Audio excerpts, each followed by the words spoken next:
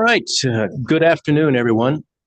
This is the time and place for a workshop before the Nevada Gaming Control Board for possible action regarding proposed amendments to Nevada Gaming Regulations 5, 6, and 8 regarding without limitation transfers of interest for all entities, proposed changes by PropSwap Inc. concerning sports ticket resale providers, incorporation of host center provisions authorized by the Nevada legislature, and gross revenue computations for slot machine hopper loads.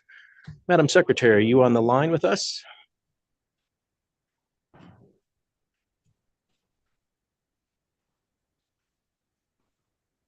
Yeah, I am. There we go. Very good. Glad to have you with us. Has this workshop been posted in accordance with Nevada open meeting law? Yes, it has. And my understanding is we also have a court reporter on the line with us along with the audio video recording this workshop. Is that correct? Correct. Very good, Madam Secretary. Then let's proceed with our first public comment section. This item is placed on the agenda to give the public an opportunity to comment on gaming-related matters. Anyone wishing to address the board may do so at this time. Comments by each person are limited to 3 minutes as a reasonable time, place, and manner restriction. If board members ask questions of the speaker, the time needed to address those questions will not count against the speaker's 3-minute time period. If speakers have any handouts or written copies of verbal comments to provide for the record, please hand them to the enforcement agent seated to your left in Las Vegas or behind you in Carson City. Thank you, Madam Secretary. Pursuant to state open meeting law, matters brought to the board's attention during public comment section of our meetings, we are not able to act upon any such items that are brought to our attention. However, we are happy to hear comments from the public as well as any comments from my fellow board members during this public comment section of our agenda. Let's first go to Carson City. Is there anyone in Carson City wishing to make public comment this afternoon? Seeing none, let's go here to Las Vegas. Is anyone in Las Vegas wishing to make public comment this afternoon in front of the board? Seeing none, then, Madam Secretary, we will close our first public comment section. And that brings us to the first item on our agenda. Should I have you tell us what that is, Madam Secretary, or is one of the deputy AGs prepared to present the first item? I believe it is the deputy AGs. Okay, would that be Senior Deputy McKellar? Are you presenting the first item? I am, Chair. Great. Go ahead and make your presentation on these proposed revisions. Good afternoon, Chair Hendrick, Member Watkins, Member Assad, Madam Secretary. For the record, I am John McKellar with the Attorney General's Office. Before you today for your consideration and possible recommendation to the Commission are proposed changes to Regulations 8.020 and 8.030. The draft before you is dated December 19th, 2023. The main purpose of the draft before you today is to streamline and update transfers of interest to reflect actual practice. In line with this purpose, it is proposed that Regulation 8.020 be repealed. Regulation 8.020 is an administrative process for transferring interest among current owners of an entity. To the best of my knowledge, this process has not been used for over 20 years. The proposed amendments to Regulation 8.030 would make it the single process for transfers of interest. Subsection 1 is updated to ensure all entities for which the Gaming Control Act requires approval of a transfer of interest are captured by the regulation. Subsection 2 is updated to reflect all transfers of interest would be covered by 8.030 and to eliminate superfluous language.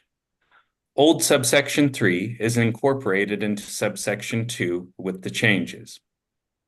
The last sentence of old subsection 3 is deleted in line with new subsection 3. New subsection 3 specifically sets out current practice. All transfers of interest in a licensee or holding company must be approved by the Commission. This includes transfers to persons who hold a 5% or less interest and who would only have to be registered with the board. I note here that the phrase, quote, all transfers of interest shall be approved by the Commission, end quote, should be changed to, quote, all transfers of interest must be approved in advance by the Commission, end quote. This change will remove any implication that the Commission is bound to approve anything, as well as mere statutory language. This new subsection would also recognize the practice of approving continuous transfers of interest. Continuous transfers of interest are transfers approved by the Commission which take place over a period of time. Subsection 4. The only change here recognizes that certificates evidencing a possessory security interest might not be physical, but could be digital. There were a couple of comments received regarding this draft regulation. One comment wanted to confirm that transfers of PTCs were not subject to new subsection 3 of 8.030. I can confirm for the record that Regulation 8.010 covers this issue. The other comment was that there should be a more efficient method for processing minor transfers of interest among licensees in Regulation 8.030. I have provided a draft for you to consider which would incorporate these comments as well as make the correction I previously mentioned. This draft would replace the language found in subsection 3 stating, quote, unless waived pursuant to statute or regulation, end quote, with the language, quote, except as otherwise provided by statute or regulation, end quote. This draft would add a new subsection stating, quote, transfers of interest in a licensed gaming operation or an entity licensed, found suitable, or registered pursuant to the Gaming Control Act to a person who holds an interest in the licensed gaming operation or the entity licensed, found suitable, or registered prior to such transfer may be administratively approved by the board chair in the chair's sole and absolute discretion if such transfer would result in the transferee owning 5% or less of a licensee through such transfer. If the board chair declines to grant such administrative approval, the transfer of interest must be approved in advance by the Commission, end quote. Additionally, this draft would add a subsection waiving the transfer of interest requirements found in NRS 463.510, 463.567, and 463.5733 pursuant to NRS 463.489 in line with the administrative approval of minor transfers of interest among licensees. This would allow the administrative approval of certain transfers of interest as discussed. I am happy to answer any questions you may have. Thank you. Thank you, Senior Deputy McKellar. The last sections you were just reading, tell me what subsection those are in again? The quoted language of the new subsection would become new subsection 4 after the current new subsection 3 in the draft dated December 19th. The waiver language would be a new subsection 5. And then it would continue as in the December 19th draft, starting at subsection 6. Thank you. And that draft, would that be dated today, the new draft? I would prepare a new public draft and would date it today, yes. Okay, very good. And you stated that we had 2 public comments regarding this particular proposed regulation change. Is that correct? Yes, there was concern that with the changes to the language that Regulation 8.010, which stated transfers of securities of a PTC are not subject to Regulation 8, that could be impacted. So I put on the record that that would not be the case. And then the other comment was that at least some in the industry would like an administrative transfer provision for minor transfers of interest. Thank you. And Madam Secretary, I didn't ask you, did you receive any other public comments regarding this proposed change other than the 2 mentioned by Senior Deputy McKellar? Yes, the public comments that my office received have been posted to the website and should be available at the door for anybody present in Vegas or Carson. Okay, perfect. Thank you. And let me ask you, Madam Secretary, does that apply to not just this particular proposed regulation change to Reg 8? What's been posted is to any public comments regarding anything was on our agenda today. Is that correct? Correct. All right, very good. Thank you. All right, Mr. McKellar, anything else you'd like to add? No, Mr. Chair, this is before you for your consideration and recommending it to the Commission for adoption. All right, then let me open it up to anyone in the public, either here or in Carson City, who would like to make comments on these proposed revisions. Mr. Reeser, good to see you this afternoon. Chair Hendrick, members Watkins and Assad, Madam Secretary Dan Reeser with Fenimore. I'm probably the person guilty for the comments. The revised draft that Mr. McKellar or Dag McKellar reviewed with you, the language which now turns the regulation into a 6 subsection regulation, would heartily endorse. Mr. McKellar is correct that it is more than 20 years. When I was Chief Deputy AG, we used 8020 in the way it is written today. Shortly after Bill Bible became chair, that process changed and everything went to agenda after that. And so in modern practice, the regulation 8020 has served no purpose and simply can be eliminated in my view. In eliminating it though, I think there's a couple of important points. The first one that Dag McKellar put on the record, I think is important because clients were calling me saying, oh, my public offering has to go through and you have to point them to 8010 and say, no, that it doesn't apply to that. And so I think it's important that when you're before the commission that this record go up and it'd be clear that there's not a change in policy there, that Reg 8's never applied to PTCs that are under Reg 16. The second change, conceptual change that is being discussed here. Well, let me back up. I think also the additional language that Dag McKellar has recommended to you also makes that very clear, because if there's another statute or regulation that governs a transfer of interest, it is brought into effect. So I think you have belts and suspenders on the public company issue.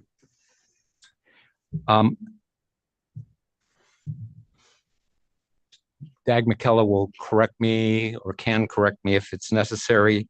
I'd say approximately 8 to 10 years ago, we had language in Reg 15A and 15B that is very similar to what Dag McKellar is recommending to you in subsections 4 and 5 for minor adjustments of ownership in limited liability companies and limited partnerships.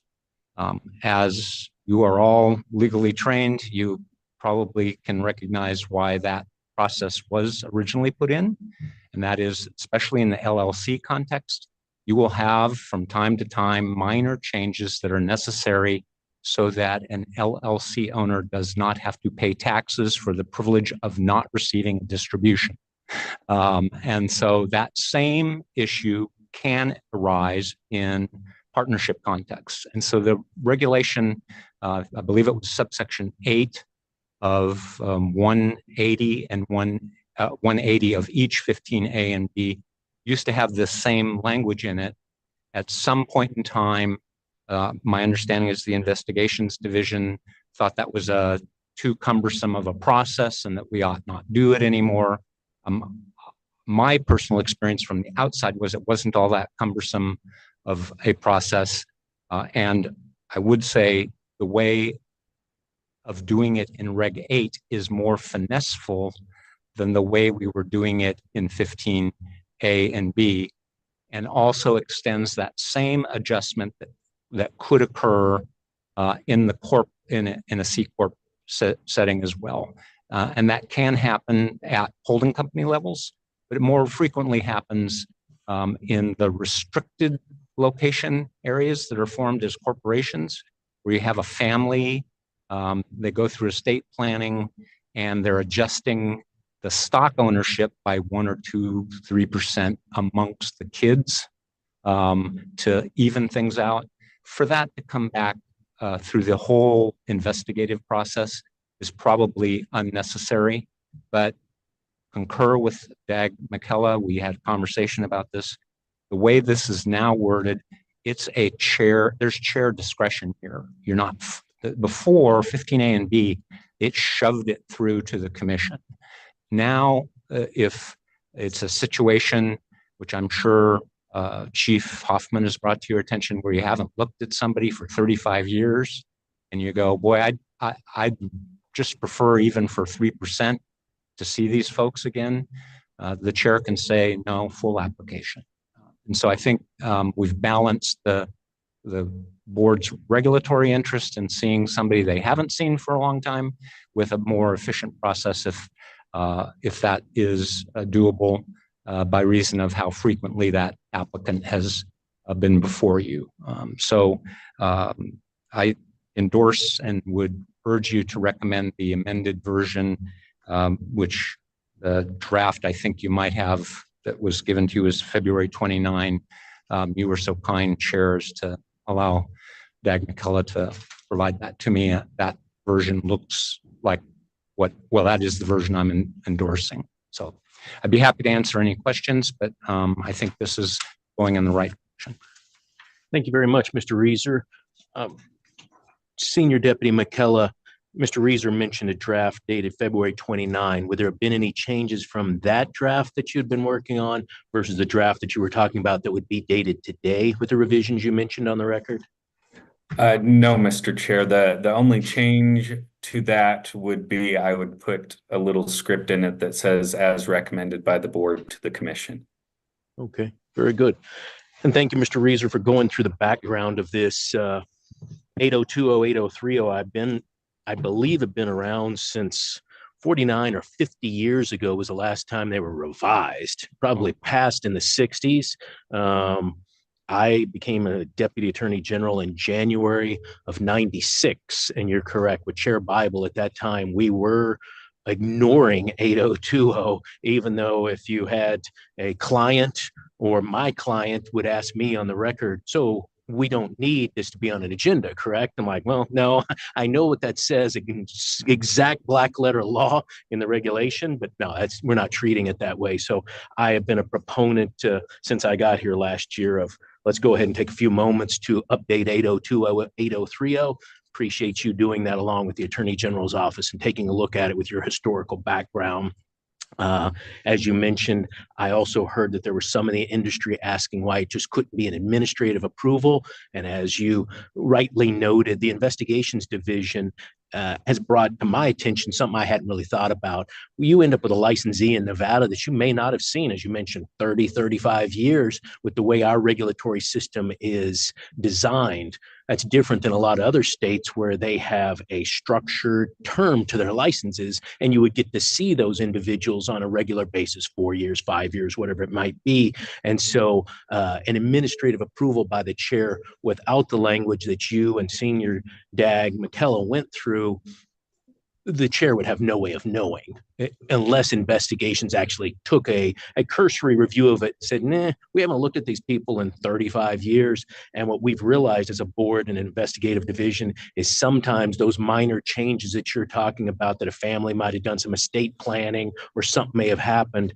don't actually get to the board's attention. And then we end up in a disciplinary situation, which is unfortunate.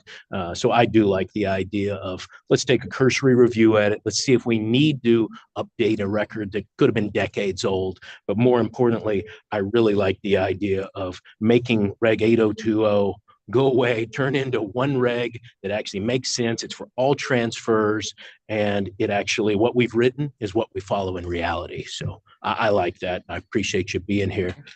Questions from board members for Mr. Reeser?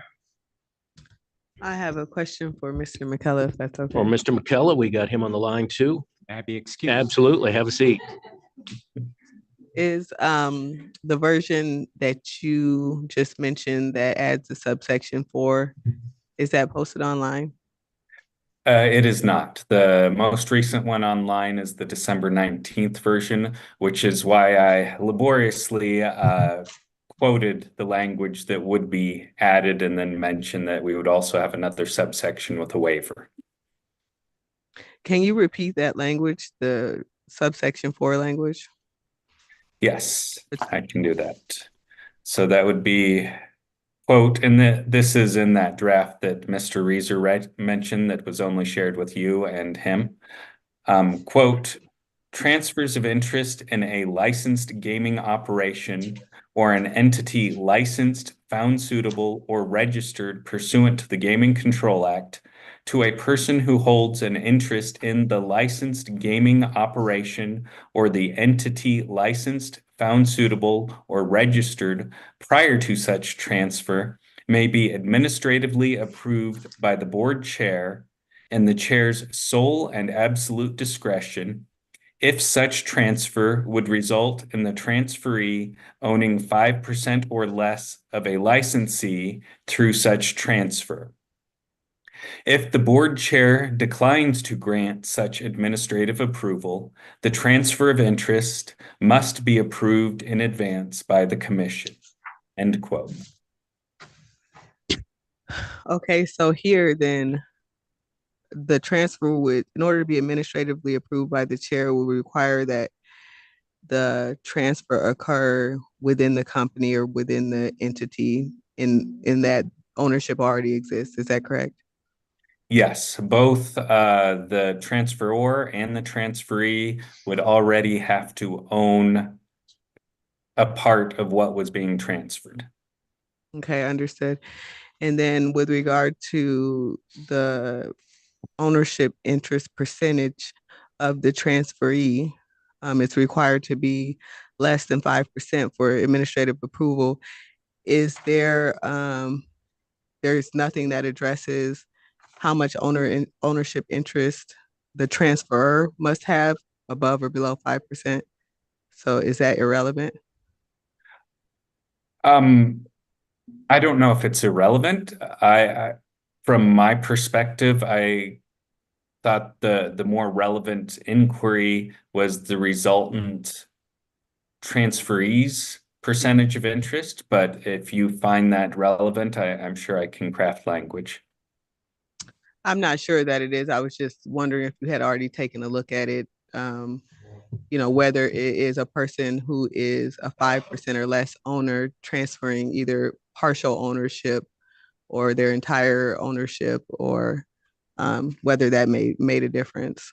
I took my inspiration from the registration with the board provisions that are in statute regarding LLCs and LPs, where a person who becomes the 5% or less owner of an LLC only has to register with the board. So that's where I took my inspiration, but we can certainly broaden it if that's the pleasure of the board. I just wanted to address it. I don't know that it's necessary. I just was wondering if it had been considered, but thank you. Judge, any questions for Senior Deputy McKella or Mr. Reeser, if we can drag him back up? Yes, thank you, Chairman. Mr. McKella, with regard to what you just stated, that's the proposed part of Reg 4. I mean, not Reg 4, Section 4 under Reg 8030.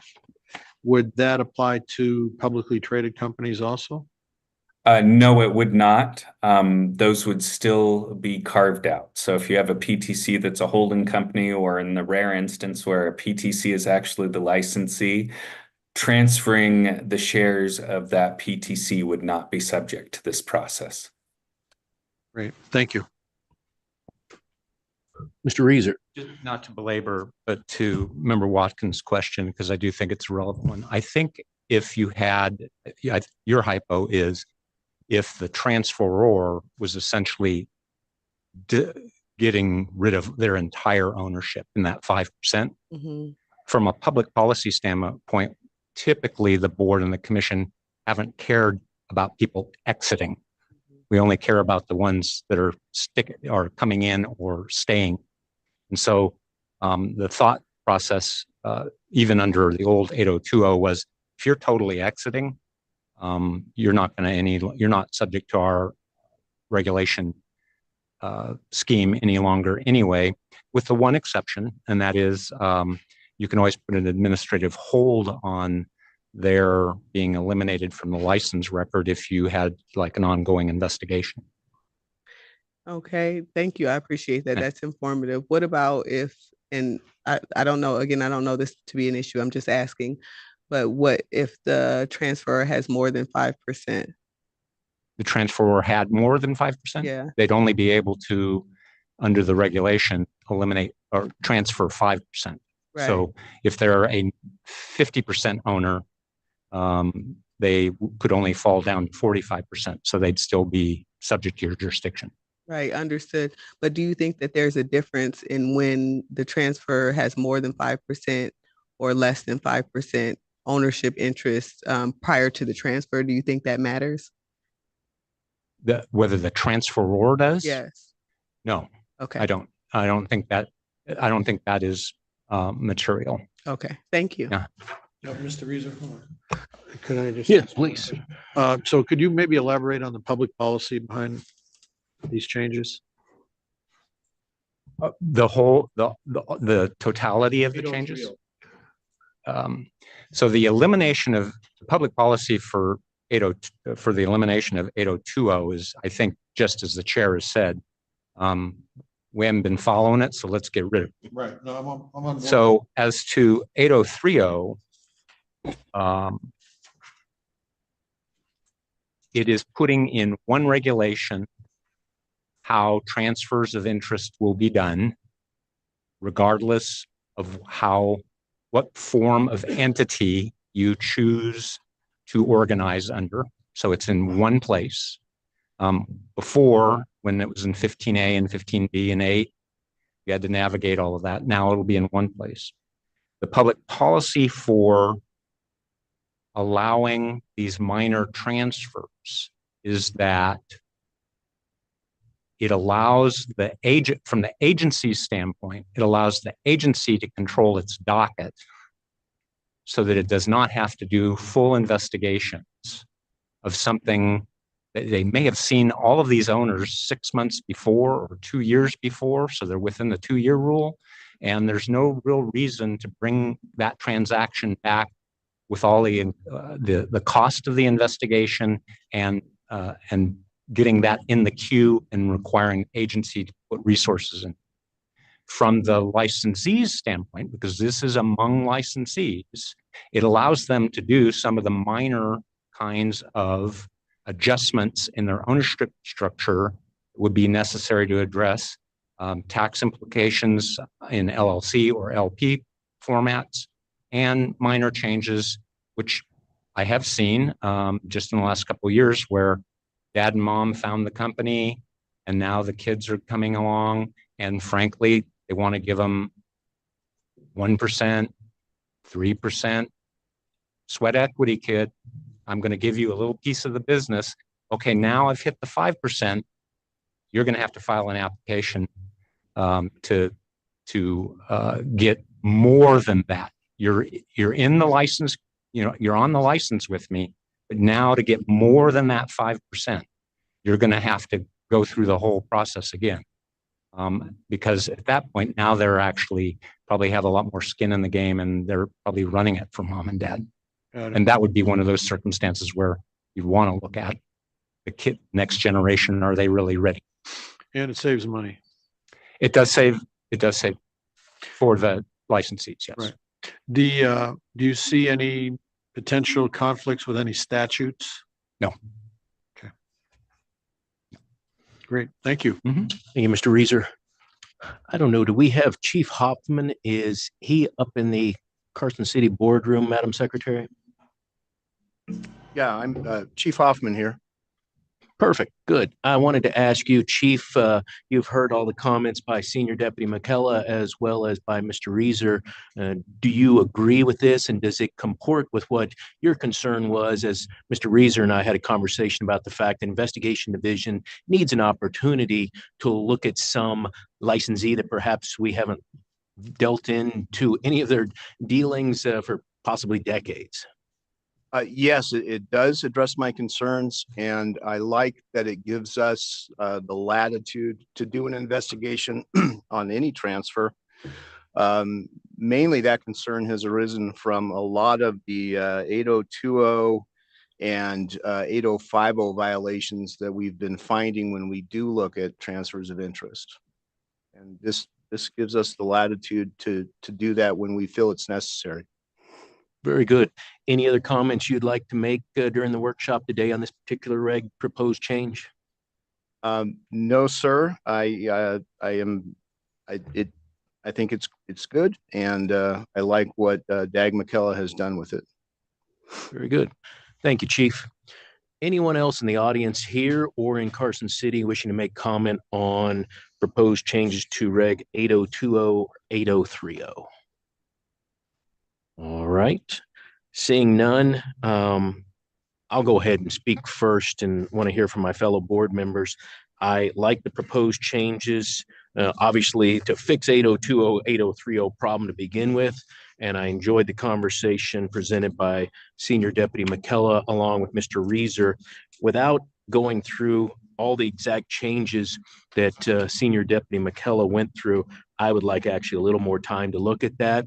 I believe Member Watkins asked the question whether or not this has been publicly posted, so I'd like to see that happen as well. So for myself, I like everything here. I don't know if I'd make any changes, but personally, I don't know if we need to make a recommendation to the commission today. And again, certainly like to hear what my fellow board members say about this particular proposed revision. I like the conversation I've heard. I think it creates efficiencies that I am in support of.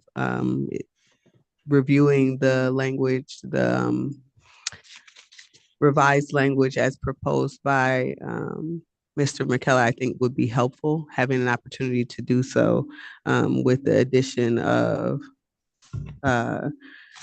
new subsections regarding administrative approval of certain transfers. I'd like to see that language, and but as of now, I'm in support.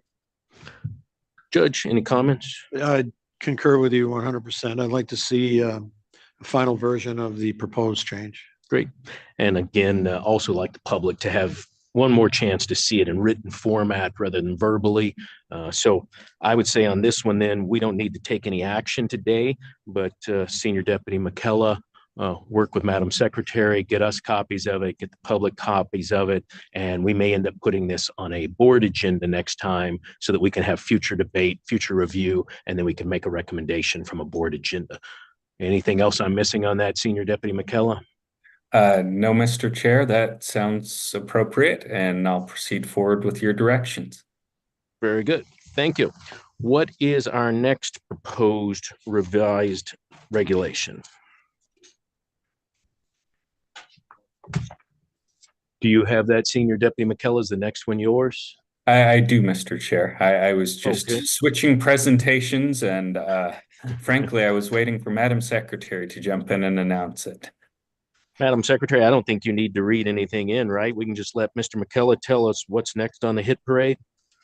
Correct. Very good. Go ahead, Okay. Senior Deputy McKellar. Thank you. Good afternoon, Chairman Hendrick, Member Watkins, Member Assad, Madam Secretary. Again, for the record, I'm John McKellar with the Attorney General's Office.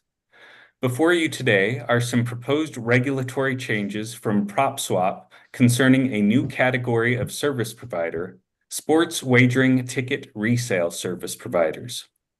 The draft containing PropSwap's proposed changes is dated December 13th, 2023. These proposed changes are before you today based on a settlement agreement between the board and PropSwap approved by the chair pursuant to the board's delegation of litigation authority to the chair. Based on this agreement, PropSwap dismissed an appeal it made to the Nevada Supreme Court in return for your consideration of PropSwap's proposed regulatory changes as set out in the draft before you today. While, pursuant to the agreement, you are required to give fair consideration to PropSwap's proposed changes, no representations were made as to what action, if any, you would take with respect to the proposed changes after you considered them. Before I get into the proposed changes, it is necessary that I go through some of the history concerning the proposed changes for purposes of the record. In 2015, PropSwap discussed a proposed business model with the board in which it would create an online marketplace through which people could sell sports wagering tickets issued by a Nevada sportsbook. Sometime thereafter, PropSwap began offering its marketplace without a board decision concerning the legality of PropSwap's business model. Through a combination of circumstances and good lawyering, the board did not issue a definitive decision concerning the legality of PropSwap's business model until August of 2021, when Chair Gibson issued a letter which determined PropSwap's business model was not lawful in Nevada. I would note for the record that PropSwap was completely open and transparent with the board and revisited the issue with every board chair during this time period in an attempt to obtain a decision on the legality of its business model. Based on Chair Gibson's letter, PropSwap ceased operations in Nevada and commenced litigation seeking declaratory relief that its business model was legal. After extensive and expedited briefing and argument, the district court denied PropSwap's request for declaratory relief in February of 2022. PropSwap appealed this ruling to the Nevada Supreme Court and requested its appeal be diverted into the Supreme Court settlement program.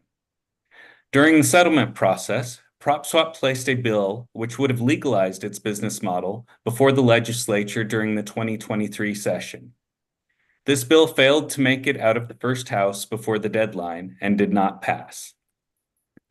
I note here that PropSwap has made several legislative attempts over the years to legalize its business model.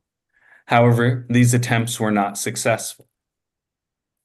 After the 2023 legislative session, the Nevada Supreme Court removed the case from the settlement program and set a briefing schedule. However, settlement discussions continued, which were fruitful and led us to where we are today. Through the course of the litigation, the board's position was, essentially, that PropSwap's business model was unlawful because it includes wagering activity and PropSwap does not have a gaming license permitting it to facilitate wagering activity. PropSwap's proposed regulatory changes proposed to solve this problem through the creation of a new category of service provider, sports wagering ticket resale service providers. Through the proposed changes, PropSwap would offer a secondary marketplace for sports wagering tickets on behalf of a licensed sportsbook.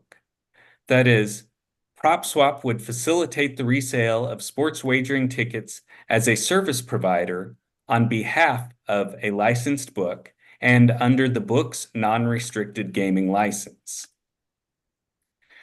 NRS 463.677 sets out that a service provider provides important services to the public with regard to the conduct and exposure of games. NRS 463.677 authorizes the Commission to regulate service providers, specifically including defining who qualifies as a service provider. PropSwap's proposed regulations would create a category of service provider to provide services to the public with regard to the exposure of sports pools. Specifically, it adds sports wagering ticket resale service provider to the list of persons who are service providers. It defines sports wagering ticket resale service providers and sets out specific provisions relating to sports wagering ticket resale service providers. These provisions include a definition of active sports wagering ticket. This is what a sports wagering ticket resale service provider would facilitate the sale of. A specific statement that such activity within the bounds of these proposed changes does not constitute messenger betting. This is to ensure there's no conflict with messenger betting provisions. Specific contractual requirements concerning the agreement between the book and service provider, including the details of the transactions the service provider would perform on behalf of the book, prohibitions on out-of-state transactions unless a determination is made that such transaction is legal where all parties to such transaction are located and such transaction is legal under federal law, prohibitions on paying sports wagering ticket resale service providers a percentage of the resale price unless the service provider is licensed to share in revenue with the book, and requirements that the book and service provider adopt and comply with procedures which will prevent transactions involving persons on the list of excluded persons, prevent transactions associated with money laundering, fraud, and other criminal activities, prevent transactions with persons who could not lawfully place or redeem a wager directly with the book, for example, coaches and players participating in a game, and ensure compliance with all state and federal laws, including know your customer requirements, age, location, etc. Additionally, this new category of service provider would be subject to all presently existing service provider requirements, including registration with the board and call forwards for findings of suitability. I have obtained comments from the various board divisions to PropSwap's proposed changes. These comments include the term of art, sports wagering ticket, should be changed to betting ticket, as this is a synonymous term used throughout the regs and mix. Further, betting ticket should be defined in Regulation 1 for global use within the Gaming Control Act. In line with this, the term of art, sports wagering ticket resale service provider, should be changed to sports betting ticket service provider. The hardware and software used by the service provider will need to be assessed to determine if it constitutes associated equipment. The preference on copies of agreements is that the licensee maintain such copies and not furnish them to the board based on manpower issues in reviewing these agreements. There is a potential for fraud washing through such a secondary marketplace. That is, a person could steal a ticket from the original purchaser and then sell the ticket through the secondary marketplace offered on behalf of a sportsbook and, effectively, bypass the rule that sportsbooks do not have to allow the redemption of tickets to persons the books know did not purchase the ticket. And the final division comment I have is, for the sake of clarity, a provision should be added which explicitly states any revenue derived by the book from ticket resales is considered gross revenue, and any fees or taxes thereon should be paid by the licensee. With respect to this comment, I note that the board argued and the district court agreed that these transactions are indeed wagering transactions.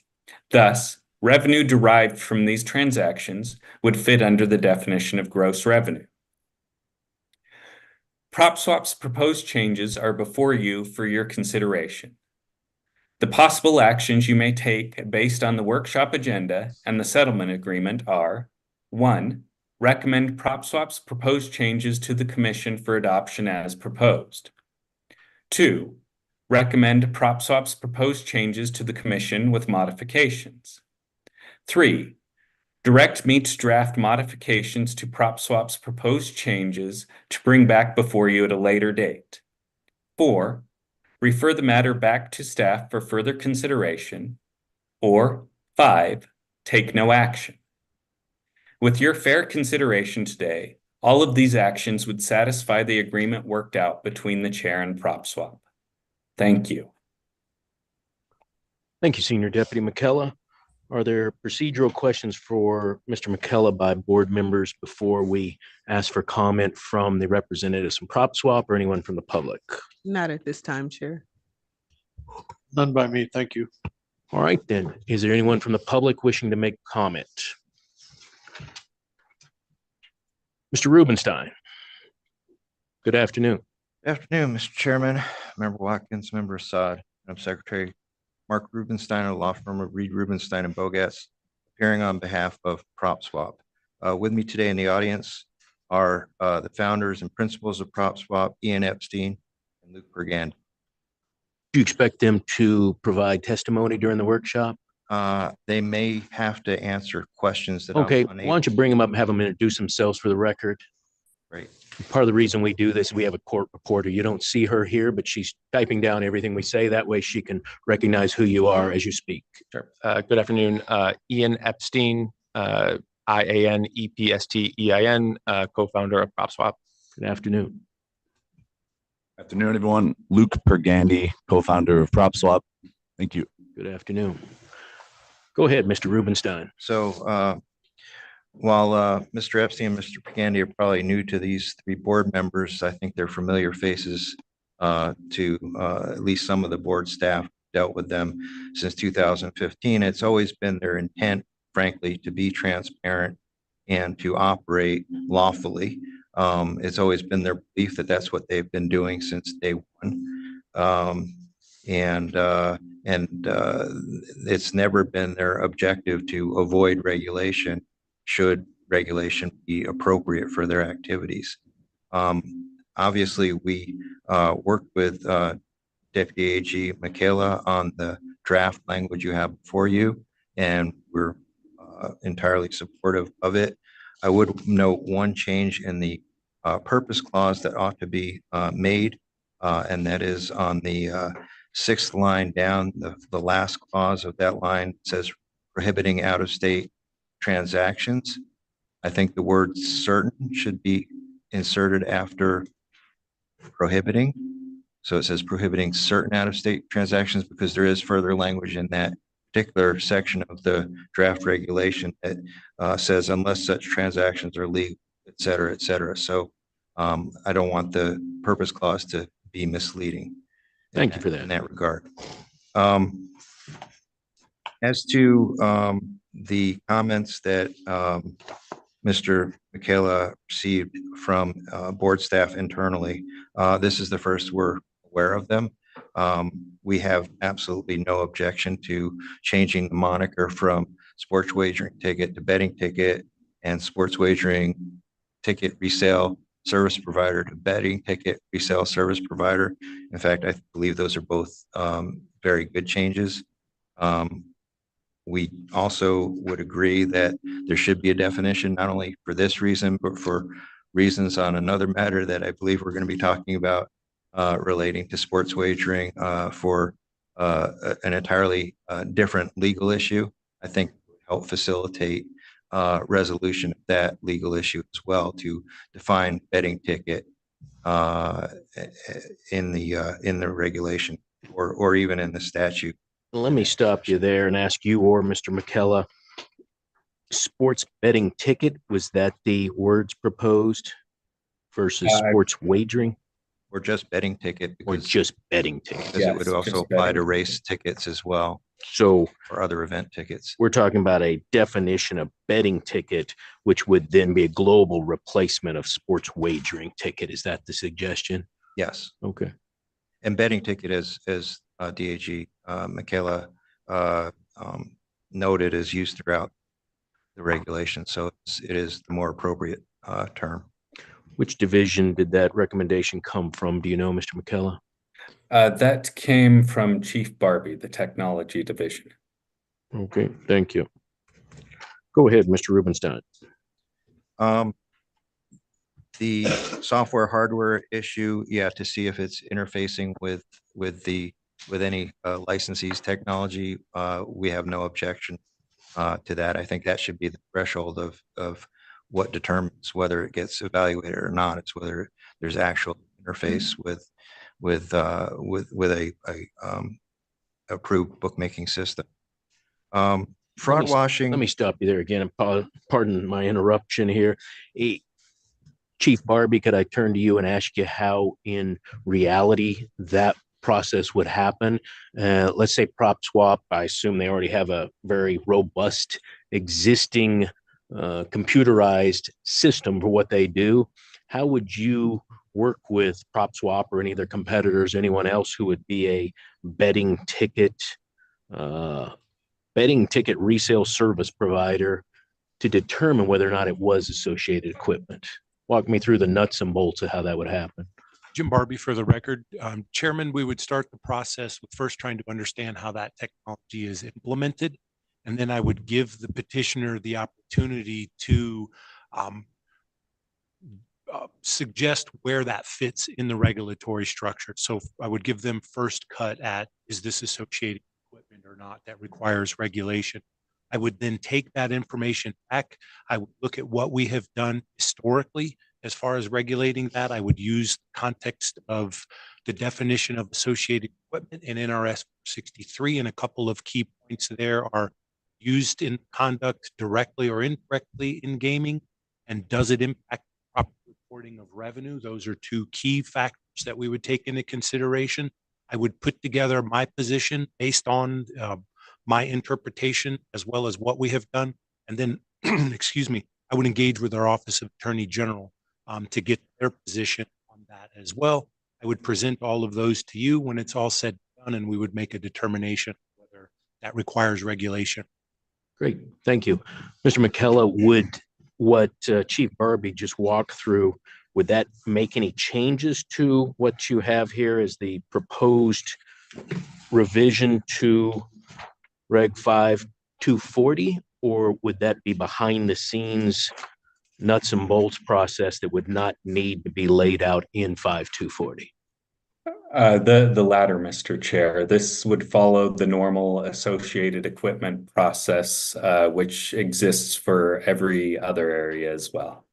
Okay, so even though it's not in 5 240, it's covered by statute and regulation that if there is equipment outside of the licensed equipment or a licensee's equipment that interfaces with the licensee's equipment, then it goes to the lab, correct?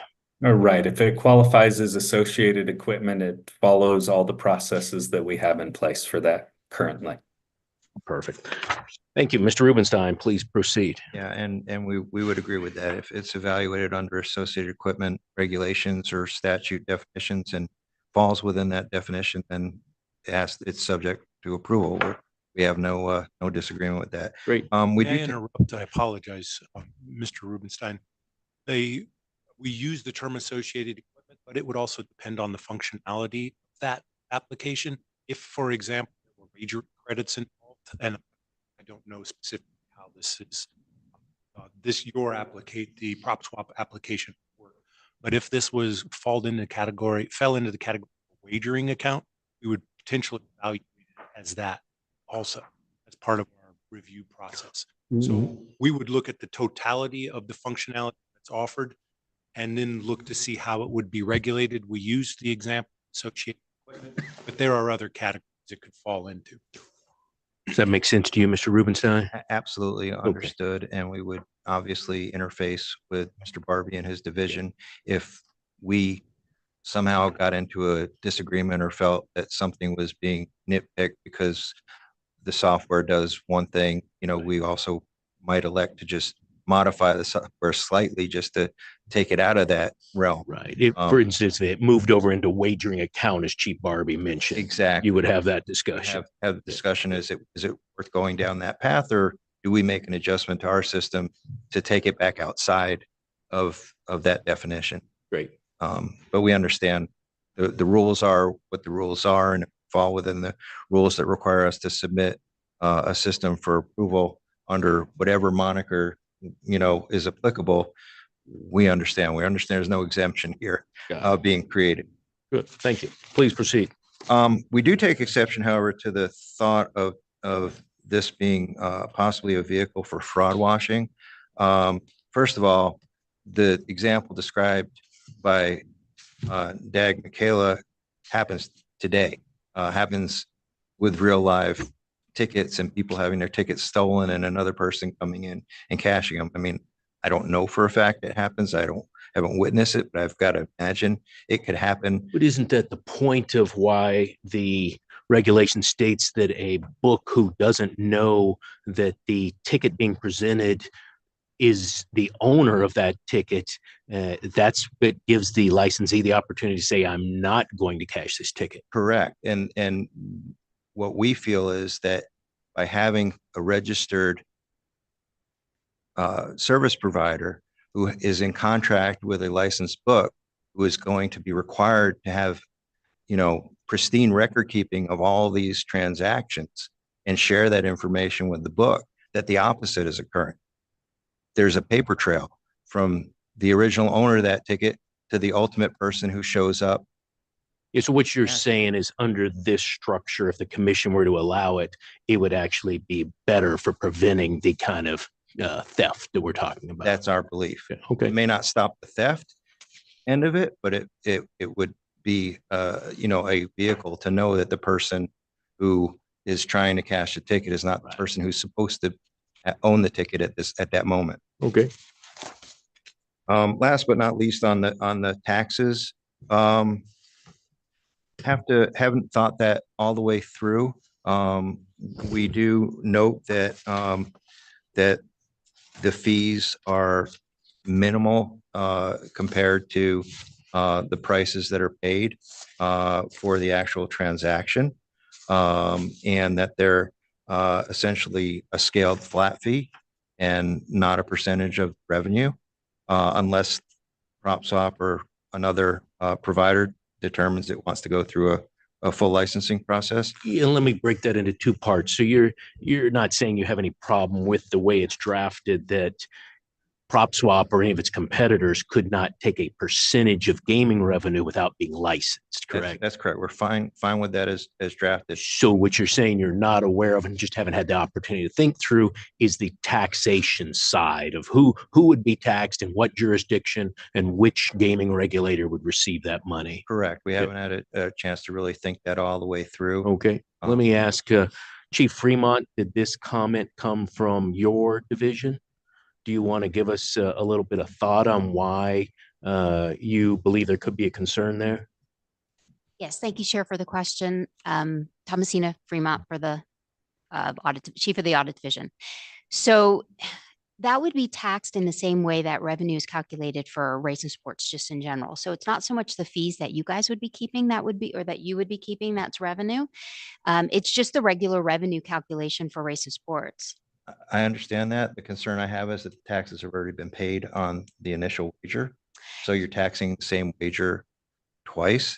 The transaction between the initial book and who sells the ticket and the cash out of the ticket doesn't change. So all that's happening is somewhere in between there's another transaction, and I'm not sure there's justification for taxing that separate transaction. You're saying let's call it, for the sake of argument, the betting ticket resale operator, they would not have a different tax.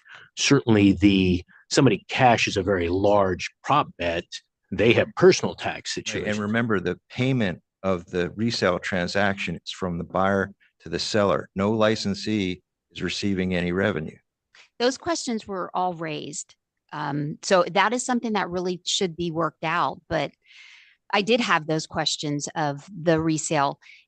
It was noted that because this is considered a wager, that it would be taxed as a wager. So the resale. Yeah. So since the Supreme Court, I believe, Esteg McKella had determined that this is a wager. It was the district court. Yes. Thank you. The district court had determined this is a wager. So that just opens up a whole another question of then do we tax it as a wager? So I do agree that those are questions that need to be resolved and thought through. I don't believe you have jurisdiction to tax the seller. That was going to be my next question for you. And again, so the only tax would be on the registrant for its small percentage of the resale price Yeah. And again, the And transaction. understand you're saying that you haven't had time to think this through, but let me ask you or your clients, how does it work right now? I mean, it's maybe the first time in Nevada that we've dealt with this in a few years, but you're dealing with it on a day-to-day basis, I assume, in other jurisdictions. How's the tax work in reality today? So, Ian Epstein, for the record, sorry, just to confirm, are you asking how PropSwap like derives its revenue, or how like we pay our like what?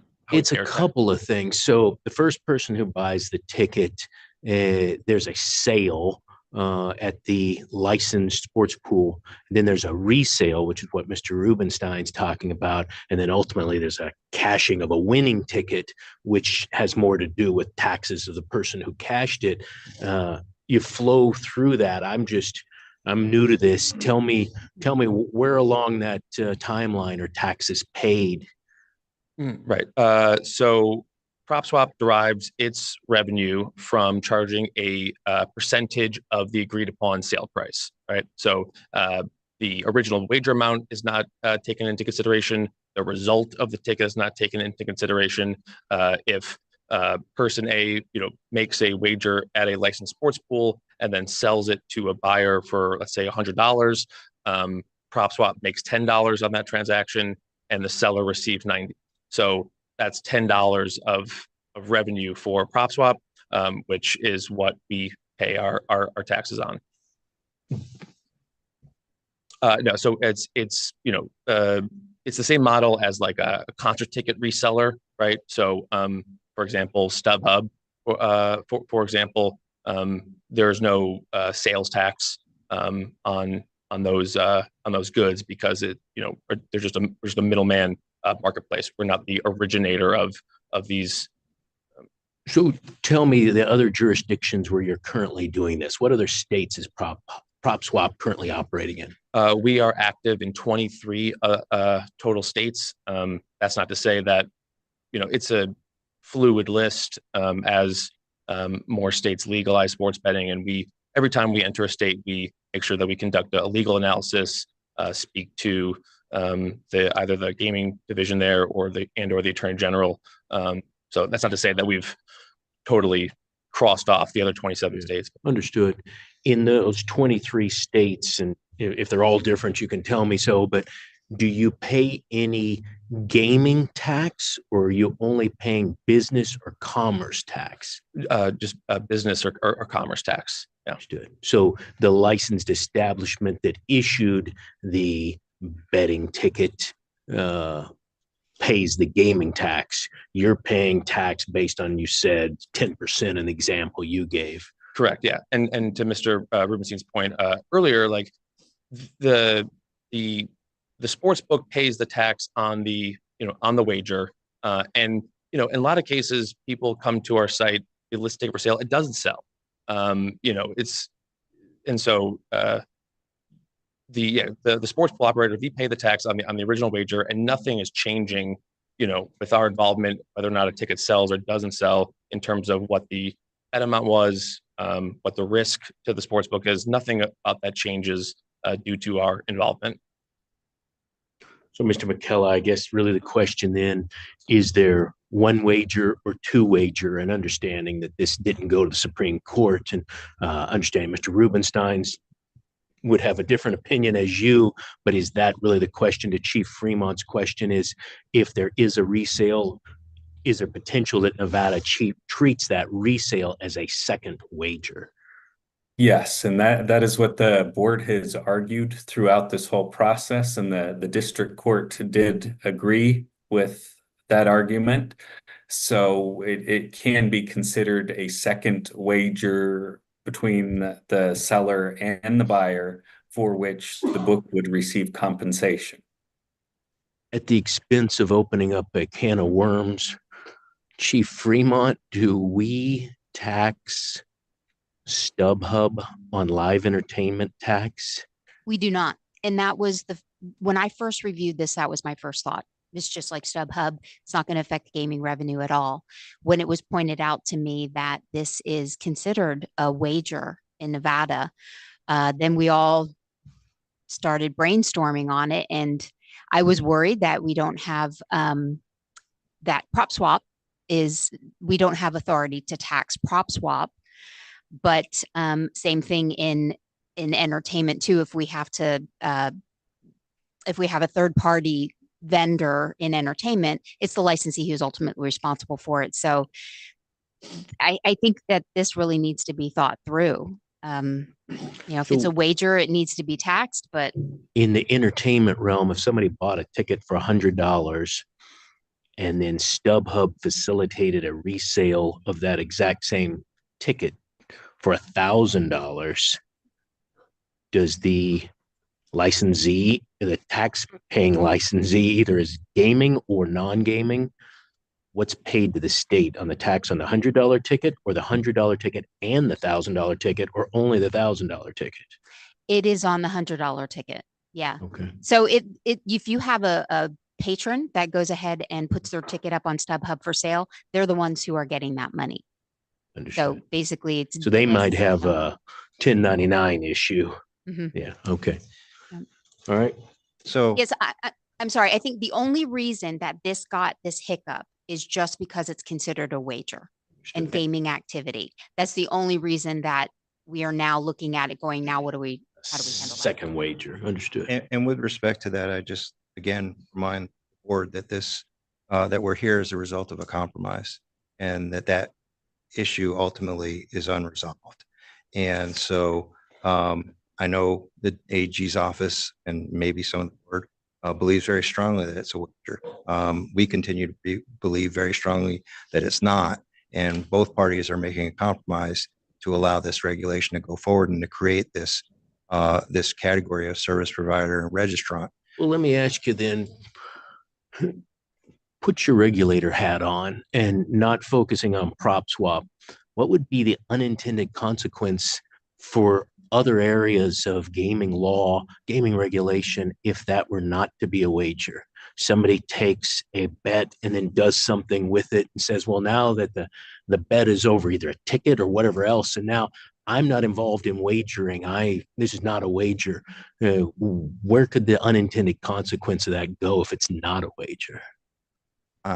Really, we didn't think it could go anywhere. We were operating here smoothly for 6 years. There were no customer complaints. There were no patron disputes. Outside of prop swap, though, outside of the sports resale business, Mhm. if the board were to, as you say, believe this is not a wager into this scenario, what fine attorney with a very good legal background is going to step up and say, well, you said that wasn't a wager. This isn't a wager either. I'm trying to look into a little bit of the magic 8 ball here and try to anticipate. We actually looked at it the opposite way, Chair Hendrick, and that was that we felt that this was really not a whole lot different from securities trading, and the fact that a party who's purchasing a security is taking a risk, but yet that's not regulated by the Gaming Control Board, even though it's based on the outcome of an uncertain event. So these kinds of things do occur in society, and they're clearly not gambling. But under that scenario, doesn't the SEC get interested?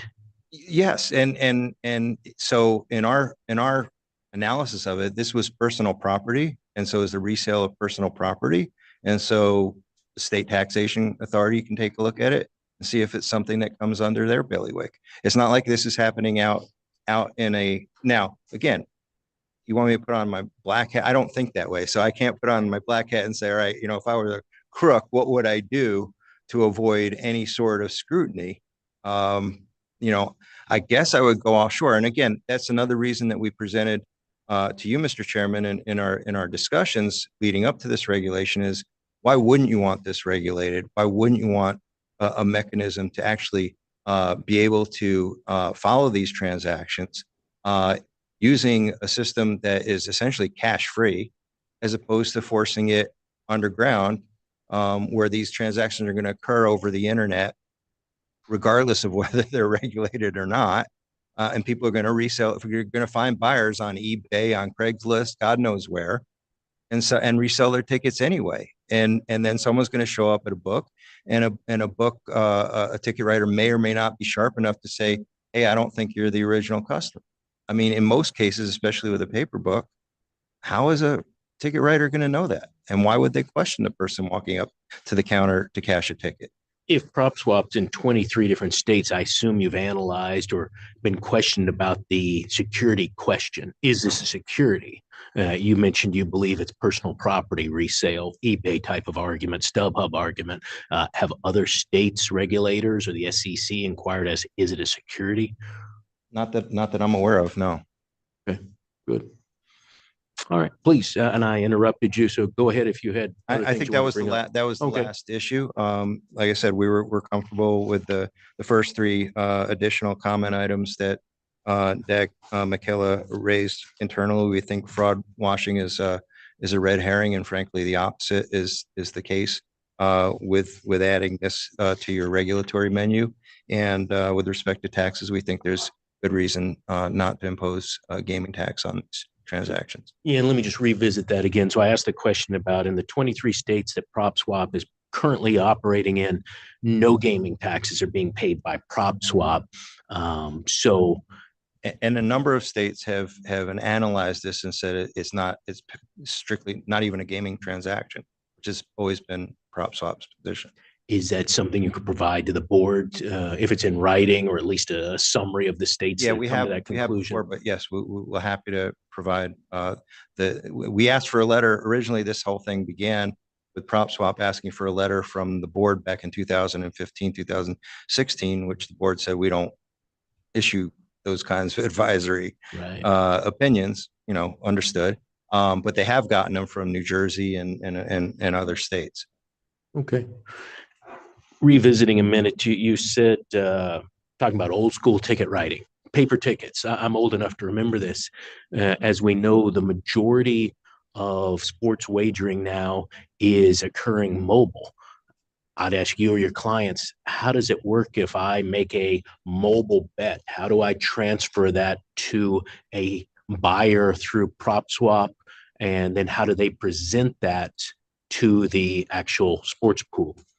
Yeah. So Luke Pergandy, currently those discussions are ongoing. We are not allowing for any mobile transactions on PropSwap. There have been a few extenuating circumstances where people will sign a contract. They'll say, if the Lakers win the NBA Finals, I'll sell my bet today. Customer gets paid today. Come June, they will pay PropSwap the money. But for the purpose of this argument, we are only dealing with paper tickets. Those discussions are ongoing with the larger sports books. Obviously, that's the future. In a state like New Jersey, it's 90% mobile, 10% paper. So we're leaving a lot of money on the table if we don't look at that side. But for today's agenda and specifically the entire state of Nevada, we have not had any mobile discussions as of this moment. Gotcha. Thank you for that. I was interested in the answer because it goes back to what Chief Barbie was saying. Once computers talking to other computer systems, then we've got more of the interfacing that Mr. Rubenstein was mentioning.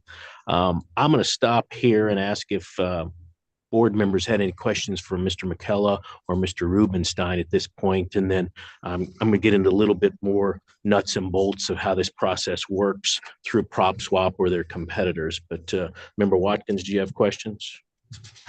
Hi, yes. Good afternoon, Mr. Rubenstein. Good afternoon.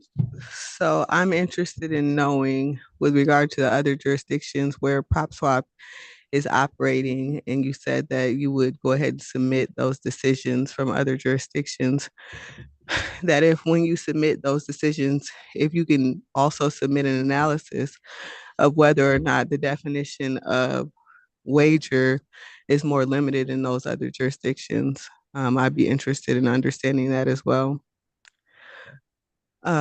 Additionally, as you know, we've held this position for a number of years that it is a wager. And usually when people get an outcome in the court that is, helpful to them, or when the court agrees with them, they don't usually backtrack from that. So that would be kind of ironic, just stating that. But I would also suggest that if it is considered a wager, then we will be required to tax it.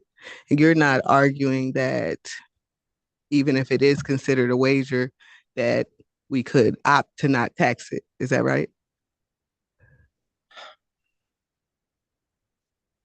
I wouldn't suggest that, but again, I think you run into problems where the transaction itself is between two non-licensees. And so how do you get jurisdiction over those parties to tax them? Well, if we consider it a wager, we require them to be licensed or registered. No. I'm saying the transaction that occurs on PropSwap Mhm. does not involve a licensee. It involves the person who bought the ticket at the book, who is now the seller of the ticket, Mhm. private citizen A, selling to private citizen B, who is Okay. now purchasing the ticket. Mhm. Neither of those people are under your jurisdiction. They're Mhm. not licensees, not regulated. And so, I understand. So you tax what you can because PropSwap is now a registrant taking a small piece of that transaction. I understand the logic there. I will say again, I think that the situation is fluid in terms of whether it is a wager or not. I understand that the board prevailed at district court. I believe very strongly that there's a reason the board ultimately compromised, and that is that they recognize the vulnerability of that decision. Maybe on relitigation in district court, they might have gotten the same outcome, but for the reasons that the case was decided in district court, that decision was extremely vulnerable to reversal. And so I really do think that the issue is an open issue. But I do understand your question makes perfect sense. Yes, if it is a wager, how do you not tax a wager? I'm not suggesting. Okay. And That's all have. I might be able to shed a little bit of light on the inquiry. If this were taxed as gross revenue, the portion that would be taxed would be the percentage retained by the book, akin to like rake in a poker game. You're not taxing the winning wagers of a patron as gross revenue. You would be taxing the amount paid to the book for facilitating this wager. Right, except that the book may choose to take a percentage through these agreements, and so that's understandable. But I guess I was working through the hypothetical where the only entity taking a fee other than that, or receiving any revenue other than the ticket seller would be PropSwap or the service provider. And I don't know that I'd have to look at what the other service providers do and whether they somehow receive revenue for their work on behalf of a licensee. And maybe the difference again is that it's not so closely attached to a wager. But I do believe that the other service providers are not subject to gross revenue taxation. Mr. McKellar, hearing what Mr. Rubenstein just said about it would only be effective to the GGR that you mentioned if the licensed book took a percentage of the second sale, or what I'm going to call the second wager, assuming, understanding Mr. Rubenstein doesn't agree with that terminology. Is that what you're talking about, Mr. McKellar? That would be taxed as gross gaming revenue? It would be, I think it would fall under NRS 463.0161 subsection 1D. Compensation received for conducting any game in which the licensee is not party to a wager. So the wager would be between the seller and the buyer, and the licensee would be facilitating that wager through the services of the service provider PropSwap. Okay. And Chief Fremont walked me through a little bit about how in a normal scenario, how does the tax flow from a licensed sports pool? In a normal, super easy setting, they sell a ticket, the ticket wins or loses. How does the state collect gross gaming revenue? It's basically the wager minus the payout. There you go. Yeah. I mean, if you have your futures that you have to, and whether or not they're on the accrual basis, that gets into the weeds, but that's your basic calculation, what they take in minus what they pay out. Yeah, and this payout doesn't change if PropSwap sells it or not. It's just a third party enters into the middle of the transaction. Correct. There's a separate transaction between two customers outside realm of the book. And, you know, again, I understand the rationale as to why you believe it's a wager, but it really doesn't affect the actual wagering transaction that was initiated by the purchaser. Understood. And I need to put for the record, without being argumentative, from where I stand as the chair of the Game Control Board, I did not enter into this process and allow a negotiated settlement of dismissing the Supreme Court case based on any sign of weakness. If I did anything, it was to better the good of the state of Nevada and the gaming industry. And I apologize for suggesting the same. It's just, you know, it is a normal factor that goes into consideration of continuing litigation. Understood. There's always factors that go into any settlement, and I don't take offense at all for you bringing it up. I just need to leave a record that that was not the reason we sit here today. I give all due deference to the Supreme Court, and I think they would have made the right decision, whatever they decided. I wholeheartedly agree with that. Good. Judge, did you have questions before I get into some more nuts and bolts questions? Maybe just a couple to Senior Dag Michaela. How do we define wager under the our NRS or regulations? A wager is a representative of value risked on an uncertain outcome. So that second transaction would be a wager. Well, no, and that's I mean, we can get into re-arguing, but the transaction between the buyer and the seller is not an uncertain outcome. It depends on whether the ticket wins or loses. No. And that's where the district court went. That was Judge Kirshner? Yeah. And that's not. Did she have an evidentiary hearing, or was this just decided on the briefs and arguments? Decided on the briefs. We did have a set of stipulated facts. So if, let's say Oscar, the original buyer of the ticket, takes a bet on a future bet on the Dallas Cowboys to win the Super Bowl at 5-1. And he bets $5,000. And Bob, the buyer of that ticket, wants to buy that ticket because Oscar wants to sell it. It looks like it's going to win. So Oscar can make a profit on it. He bought it for $5,000. There's like a couple of games, maybe 2 playoff games left. They're looking real good. He says, I'll sell it to you for $15,000. And then Bob, he stands to make $25,000. So when Bob goes to cash out that ticket, he just gets taxed as ordinary income, and gaming collects no tax on it at all. Is that correct? Same as Oscar would have, if had Oscar held on to the ticket, yes. Right. Well, gaming would have made their taxes on the original sale of the $5,000. Right, but they wouldn't have taxed only Oscar's if winnings. There's a loss, right? Only if the ticket loses. If the ticket wins, you said you take in gross gaming revenue, you take in the bet, then you subtract out the winnings, what they pay out. So if he's paying out more than he took in, we don't collect the tax on that. That's not gross gaming revenue. Well, he has a loss then.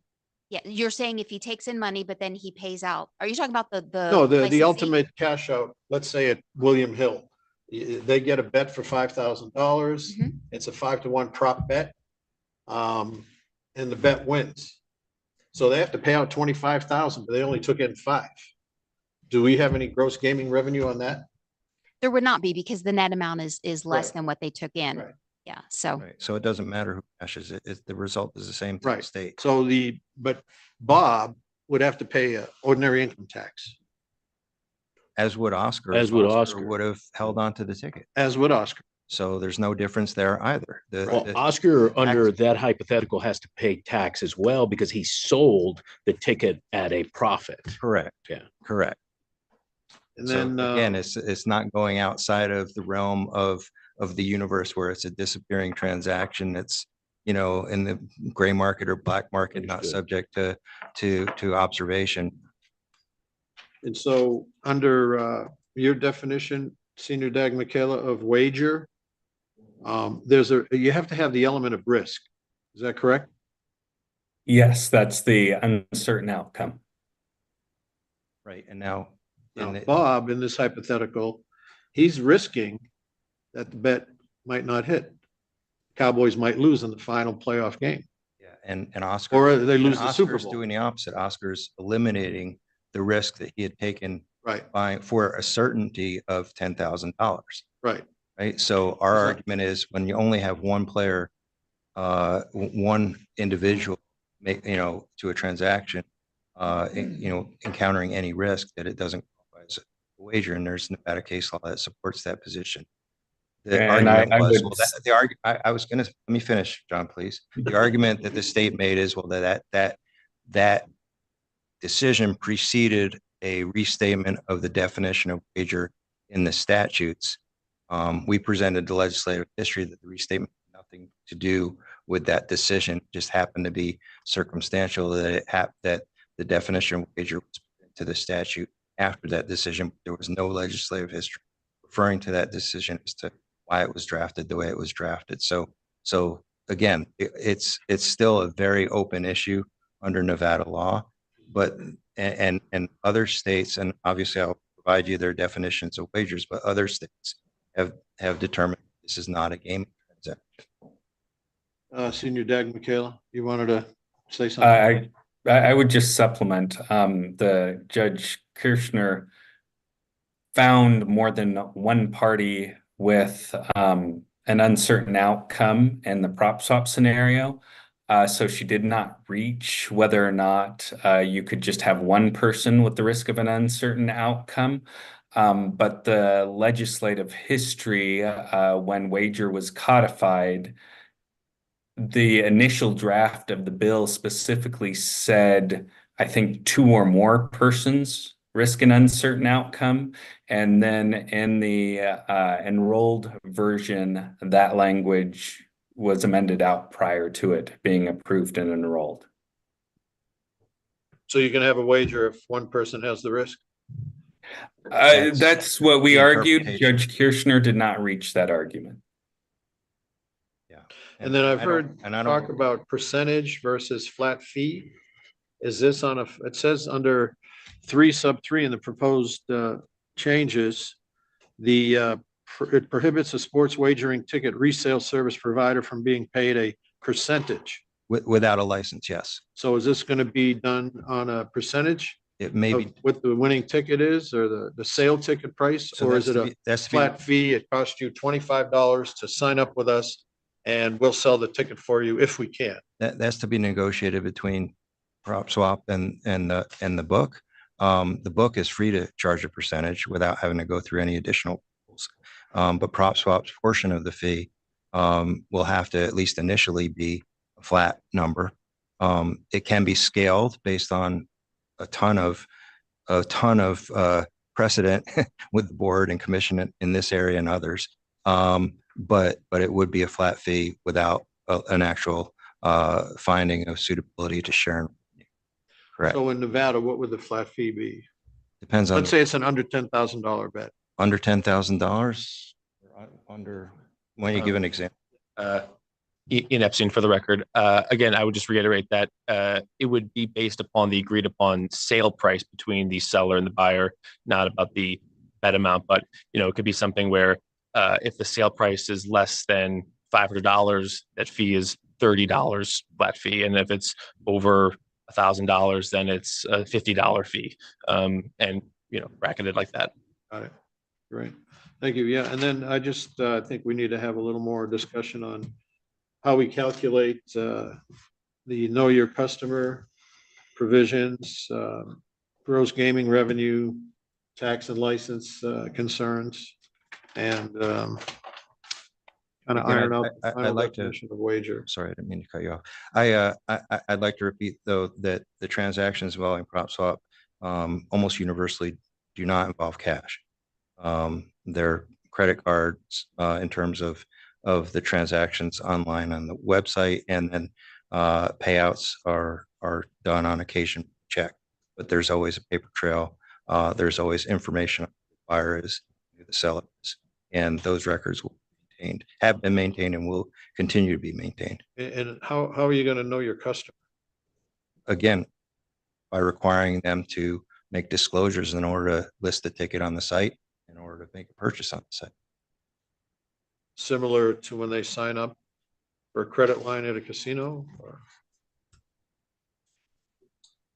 Ian Epstein, for the record, we ask for customers to verify their identification when they create account by entering the last 4 digits of their social security number. And then with that, plus their name, address, date of birth, phone number, a third party verifies that. Again, this is not necessarily a requirement that we are forced to do by any sort of jurisdiction. This is something that we've done voluntarily, again, to prevent fraud, but that is how we know our customer by using a third party, just like many other operators do. So what about a bookmaker? Wouldn't they just give you that information? You'd never know they were a bookmaker. Say a bookie wants to lay off or get off the bet or hedge off some of the money he's taken in. Well, they would have to present a physical ticket. They would have to present evidence of a physical ticket to sell.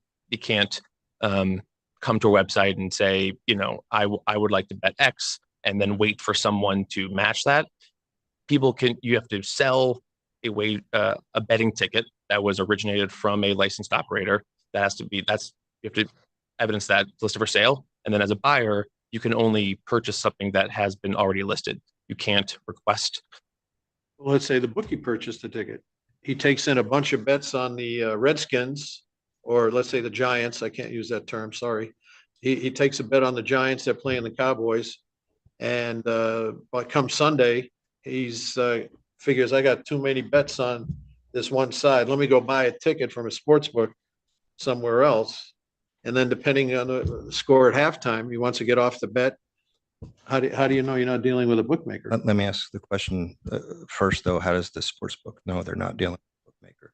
They're supposed to. They better know. I'm just saying, they better know, or we'll be saying- having what a I'm different regulatory workshop. What I'm saying is, are they inquiring of any Absolutely. of any different information than what They have a responsibility for know your customer. I understand.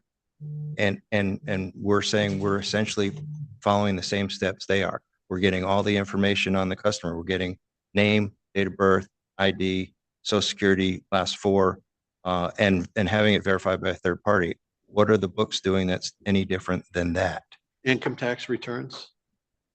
The books are requesting income tax returns? Possibly maybe the casino should if they're giving a credit line. Okay, but somebody wants a $500,000 credit line. I'm just at a loss here as to person is, where his income is being derived from. I know, but I'm at a loss to suggest that somehow PropSwap is doing less than what current licensed sports books are doing with respect to know your customer. I don't see that. I'm not aware of that. Well, that may be a discussion for another day.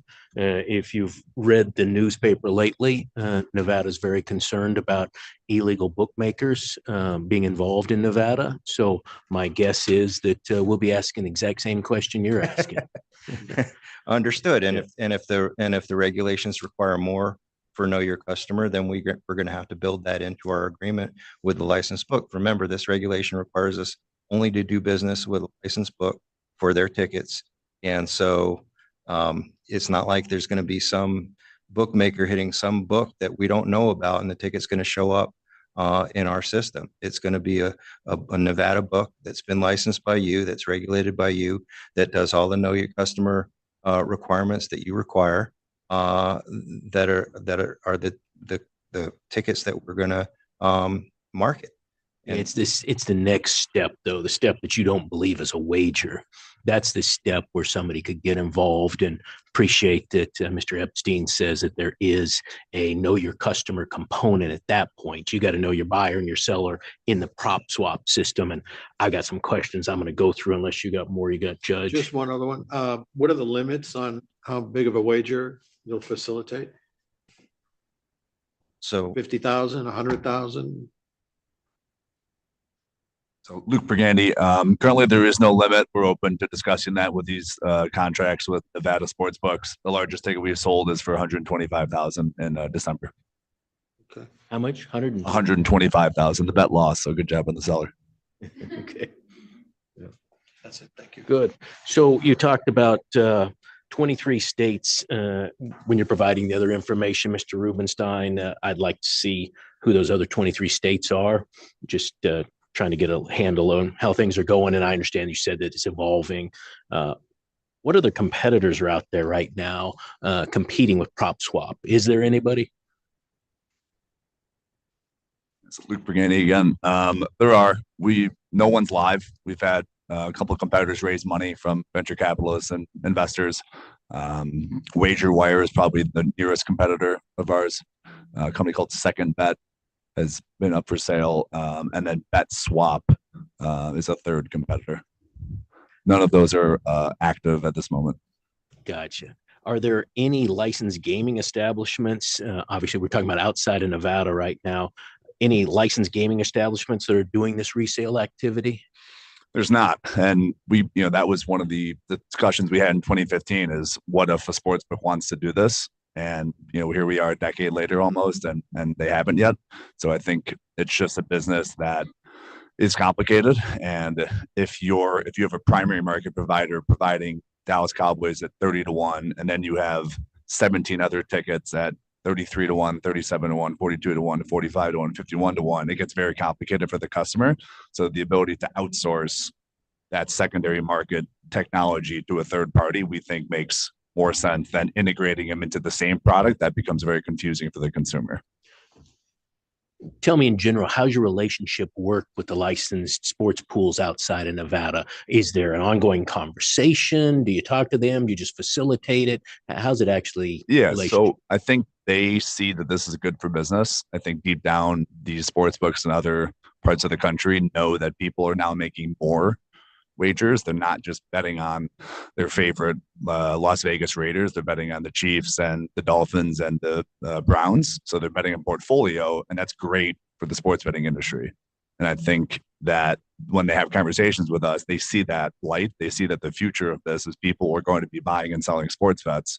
And if that happens, if we are successful, the entire industry of $125 billion was wagered last year legally.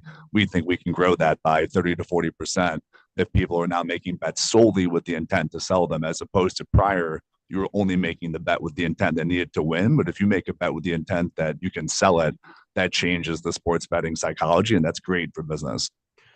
Do you see sellers of tickets in other states that are affiliated with licensees in Nevada? And if that doesn't make sense, I'll clarify it. I'll give you an example.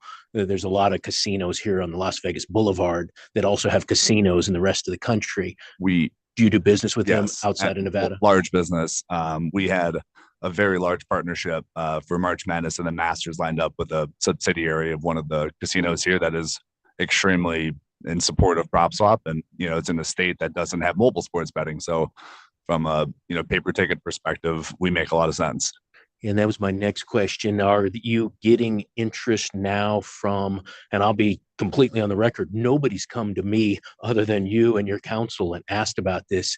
Nobody in the industry has personally come to me and said, we need this to happen. Are you hearing from Nevada licensees that they want your service in Nevada? I think, like I said, it's the priorities is not that, they're not going to stick their neck out for something in Nevada. It's a long list of things that they're pushing for in the state of Nevada that, secondary markets is not at the top, but I think they remain neutral, and that deep down, if you ask the casino owners, Fertitas, et cetera, that would this be a profitable endeavor for us? And if prop swap secondary market is proliferates, is this good for the gambler? I think deep down people would say yes, it is a net positive. You certainly cannot make the argument it's a net negative. I don't know how you could say people will make less bets if you know you can sell them. It's only going to be more. And following up a little bit on Judge Assad's questions, walk me through how anti-money laundering requirements work, know your customer requirements work in the states you're currently operating in. Yeah, so like we discussed, we do KYC. There's never any cash that is able to be deposited into PropSwap. There's, third parties that accept cash at 7-Eleven, and then you can fund your sports betting accounts. We do not allow for that. So you have to use a credit card or ACH for money in. And then for money out, it's paper check or ACH. We do not pay cash out, but we have AML procedures. Of course, we can provide those. But yeah, I think other regulators have just determined that as long as you're not using cash in this business, and then the checks are made. So Pennsylvania and New Jersey, we use those as two examples we've been live in for 6 years. In Pennsylvania and New Jersey, you make the betting ticket, the money is checked on the way in. So you make a $5,000 wager, and Judge Assad's example in the Cowboys, the $5,000 is checked on the way in. And then when whoever redeems the bet, whether that's Oscar or, Bob, the ticket, the money is checked again on the way out. So Prop's not changing any of that, whether it's Oscar or Bob that goes and redeems the ticket. It's the other state regulators' opinion that as long as we know where the money's coming in and when the money's going out, we're happy. But if it changes hands 17 times in between those two parties, we're okay with that. Interesting. And again, following up on what Judge Assad was asking, how would you know or not know that somebody buying or selling a ticket is an illegal bookmaker? So the illegal, that's a tough question. No businesses can sign up on PropSwap. So you have to be a real person. You can't be Caesar's, palace and try and set up. You have to be an individual with a social. And then, the ability to check if it's a business is done on our part. But, I think we have had other states ask, can we use the restricted customers list? Can we share that with PropSwap and you restrict that? Of course, we're open to that. So if you're a problem gambler, of course, we're open to getting access to those lists and saying those people cannot use PropSwap. You're answering my next question. How do you handle responsible gambling where states, a little different the way they handle it than Nevada, but they have an excluded list? Do you take that excluded list? So you asked about mobile betting earlier. I think as we start to really get entrenched inside of these apps, that's something that would come next. For the purposes of today's agenda, if that would like to be included in the agreement that PropSwap gets Nevada's list of problem gamblers and we prohibit that, we're of course open to that. We have no problem restricting that. Yeah, and as I was reading this and Mr. McKellar going through it, I know we talked about the list of excluded persons in Nevada. That's a very short list. You get into some of these other states, and you're talking hundreds of people, if not thousands, and something, Mr. McKellar, that we have to think about if we looked into doing this as responsible gaming as well. Nevada doesn't have that kind of a self-excluded list except for credit, but something I'm interested to see how you're doing it in other states. More than happy to. Like I said, I think as the secondary market starts to kind of merge with the primary market, that's of course on the table. And we kind of went through a buy side, sell side customer, but give me a little bit more than nuts and bolts. It's been a while since I thought through this, but my understanding, the physical ticket, the real paper ticket gets sent via overnight mail. Is that how it works? Yeah. So we'll use March Madness since that's happening right now. So you bet $100 on Houston to win the national championship. Houston does well 3 weeks from now. They're in the third round of the championship. The original bet was 100 to pay 1,000. You list that $100 ticket. You live in, let's stick with New Jersey. You live in New Jersey. You post it for $400. A buyer maybe is in New Jersey. Maybe he or she is not. They come to the website. They pay us the money. They pay PropSwap. Seller sends the Houston ticket to our nearest office, whether that's in New Jersey, Pennsylvania, Chicago, Nevada, Colorado. We validate the ticket with the issuing sportsbook. That's done via 3 ways: API calls, email, or phone number. Or a fourth way, I should say, we bring the ticket back to the sportsbook and ask if this is a legitimate ticket. So we are making sure these tickets are valid. Once we know it's valid, the seller gets his money. and then we hold on to the ticket until it wins or loses. If it loses, we throw it in the garbage.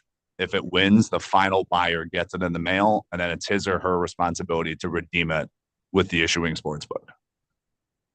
Who provides insurance when the ticket, the winning $10,000, $125,000 winner gets? So we do not provide insurance. I think as we grow, this is still a small business. If anyone thinks that we're making nearly as much money as the big players, I mean, we are a drop in the ocean at this point. We're growing, but we need meetings like this to go well, to keep growing and to keep the industry allowing people to buy and sell bets. But who provides insurance? We do not provide insurance. We have a photo of the ticket. So if the ticket gets lost in the mail, and I will, if anything else, a decade after running this business, the USPS does their job. We've lost 2 tickets, and we sell hundreds of thousands of tickets per year. But we've lost 2 tickets to date, and knock on wood. But we do not provide insurance. We have a photo of the ticket. If the ticket gets lost in the mail, I'm sure you guys are aware that we can go ask the sportsbook, hey, I have a photo of this ticket. I lost it. Can you lock it out? And then we help the buyer redeem it. Good. And this may be for you or Mr. Rubenstein. I assume you've looked very carefully at the Federal Wire Act. So to the example of somebody originally had a ticket that they bought at a New Jersey sports pool, but they're vacationing in Hawaii, can they offer that ticket, a New Jersey ticket, on PropSwap while they're physically sitting in Hawaii?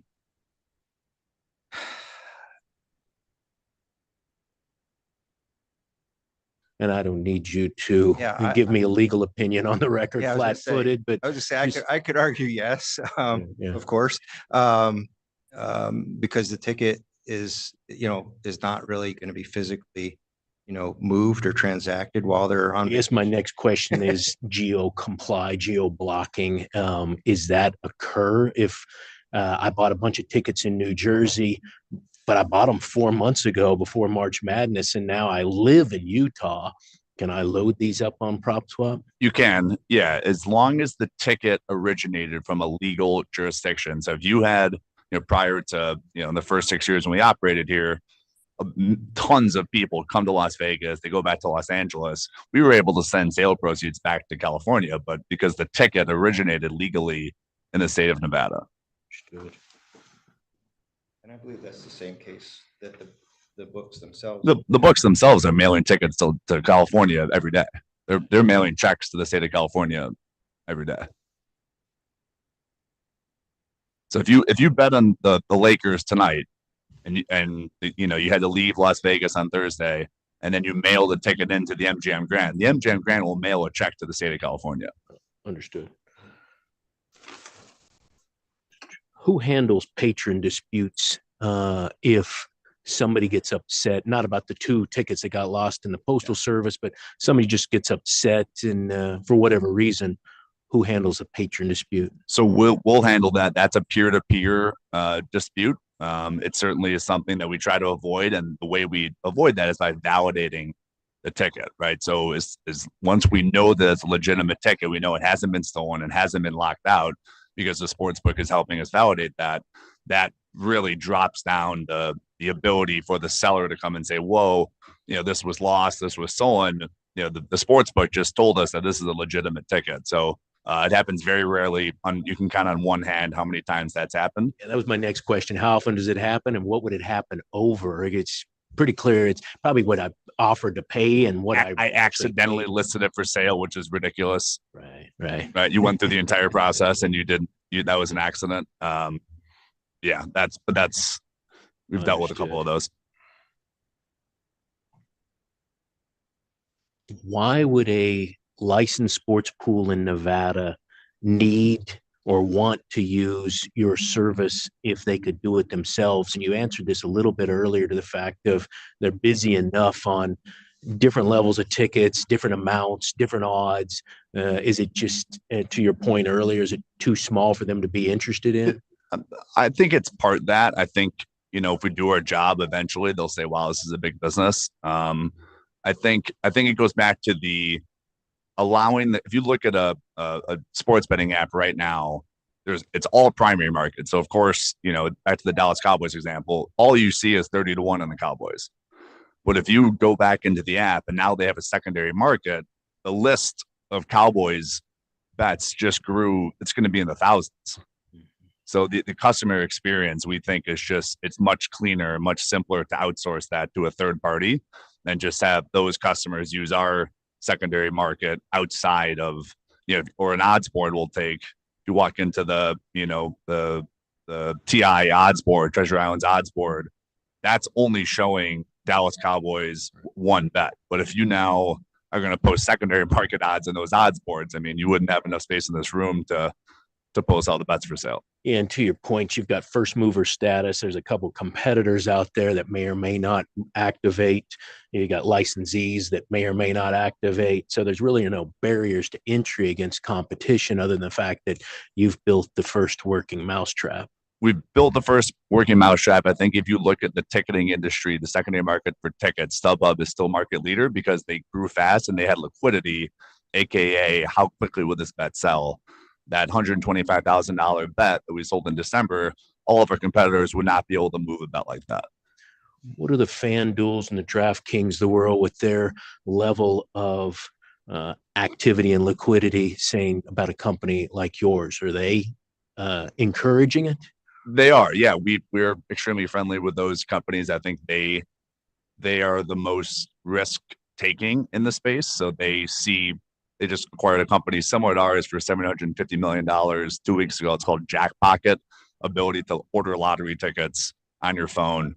DraftKings paid $750 million for that. So I think they see where this goes. To answer your question, would they start a secondary market? Maybe, but maybe they're just biased.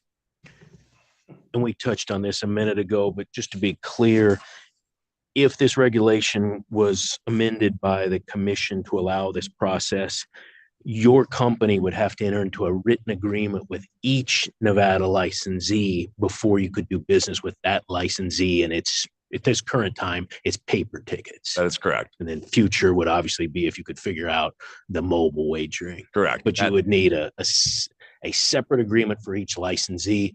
Mr. Rubenstein, if this passed, do you believe that it would cover mobile sports wagering? Is that something would happen behind the scenes, or is this regulation not cover that? We believe it would cover it. We do think, though, that that's where the issue of associated equipment becomes, more serious, because I don't see how we could do something like that without having our software interface with the bookmakers, the actual licensees. Understood. Software.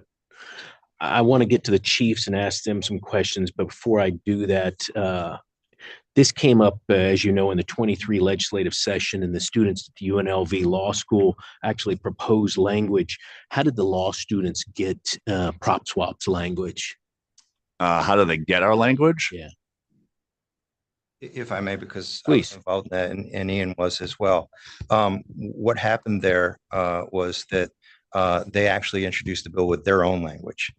Our language didn't come up until a subsequent hearing when it was introduced as an amendment to the bill. And the reason, and the person who introduced that language was the committee chair, and the committee chair had that because PropSwap had submitted that language as a separate bill draft that we were waiting to come out as a BDR. It never came out, but the language was with the committee chair from that earlier process when we tried to convince her to introduce it as a standalone bill. We had no knowledge that Ms. Harris and the students were working on a student bill that also covered the same topic. We were entirely blindsided by that. Let me be sure I understand. So SB 379 language, that's the one that was proposed by the law students. It had several other possible revisions to statute in there as well. You're saying that language from the students that was originally proposed was not the prop swap language? That is correct.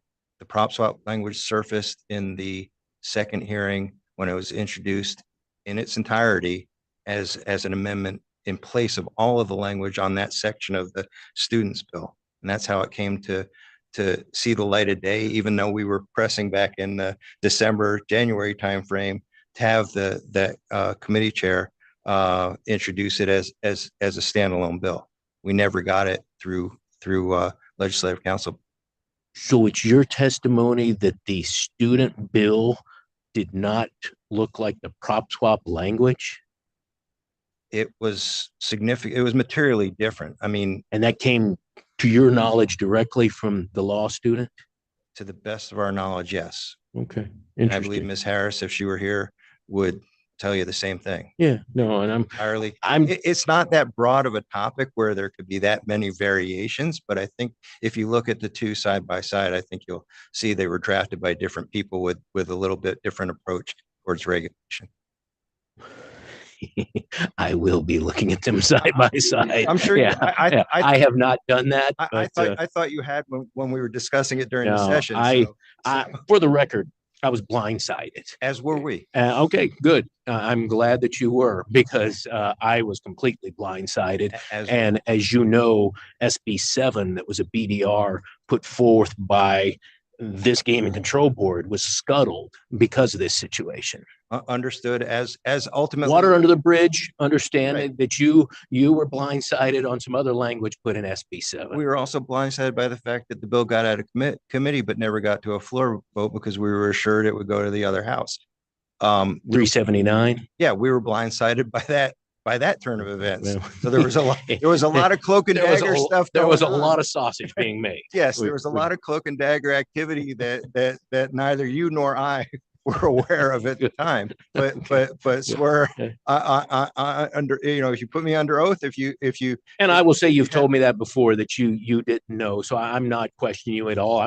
I was interested, curious as to how that language got, and I didn't realize that the student originally proposed language was different than the prop swap language. What happened was when the student language was proposed, there was a lot of testimony by yourself, by Virginia Valentine, and others pointing out the weaknesses in that bill draft.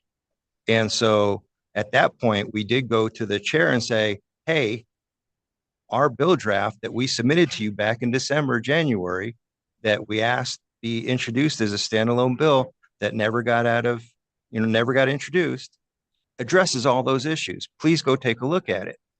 Understood. And that was the extent of our involvement. From there on, we had no idea that she was going to take it wholesale and put it. Understood. Yeah. Then it was a copy. It was a copy of the prop swap language. Yes. Yeah. It was. And by the way, for the record, I want to be clear. There was no misunderstanding that prop swap had the right to do that. That came from Mr. McKellar. That came through negotiations. Prop swap proposing a BDR legislature was completely above board, and I'm not questioning that at all. Right.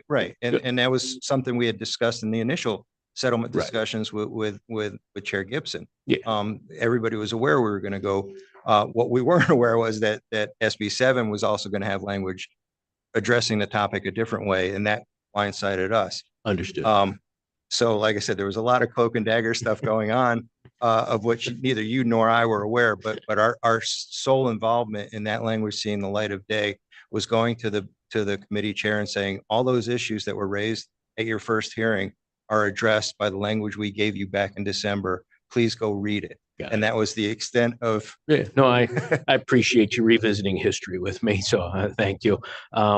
We need to take a break. So let me first apologize to everybody here on the other two regulations. I don't have a lot more questions on this, but I have a few more, and I want to be sure if the chiefs of the divisions have questions, I want to be sure and get that on the record. But the court reporter, I'm sure, is ready for a break after 2 hours. So why don't we take a 10-minute recess, and then we'll come back on this as well as the other two. Mr. McKellar, are you still okay for us time-wise if we continue on? Yes, I've made arrangements in that other regard. Okay, if you're not, we can proceed without you, but you make your own decision on that. We'll be back in 10 minutes. I will be here. Perfect. Thank you.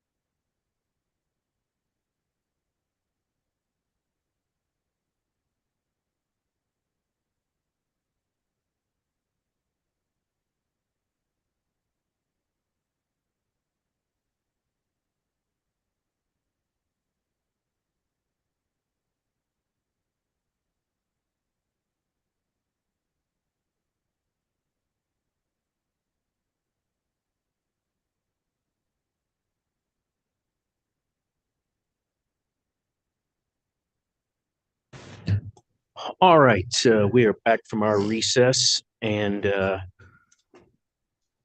I wanted to, as I mentioned before the recess, want to see if any of the division chiefs had questions. I know we've already asked a couple, but let me start with you, Chief Barbie. Did you have any other questions? I did. Curious in how it operates in other jurisdictions. Early cash out is a common feature that's being offered more and more by sports pool operators. How's that impacting the prop swap model? Sure, Luke Burgandy. So typically the prices offered via cash out are 200% below what a bet would sell for on prop swap. Because with prop swap, we are taking whatever the current odds are on the Dallas College, Houston, University of Houston basketball.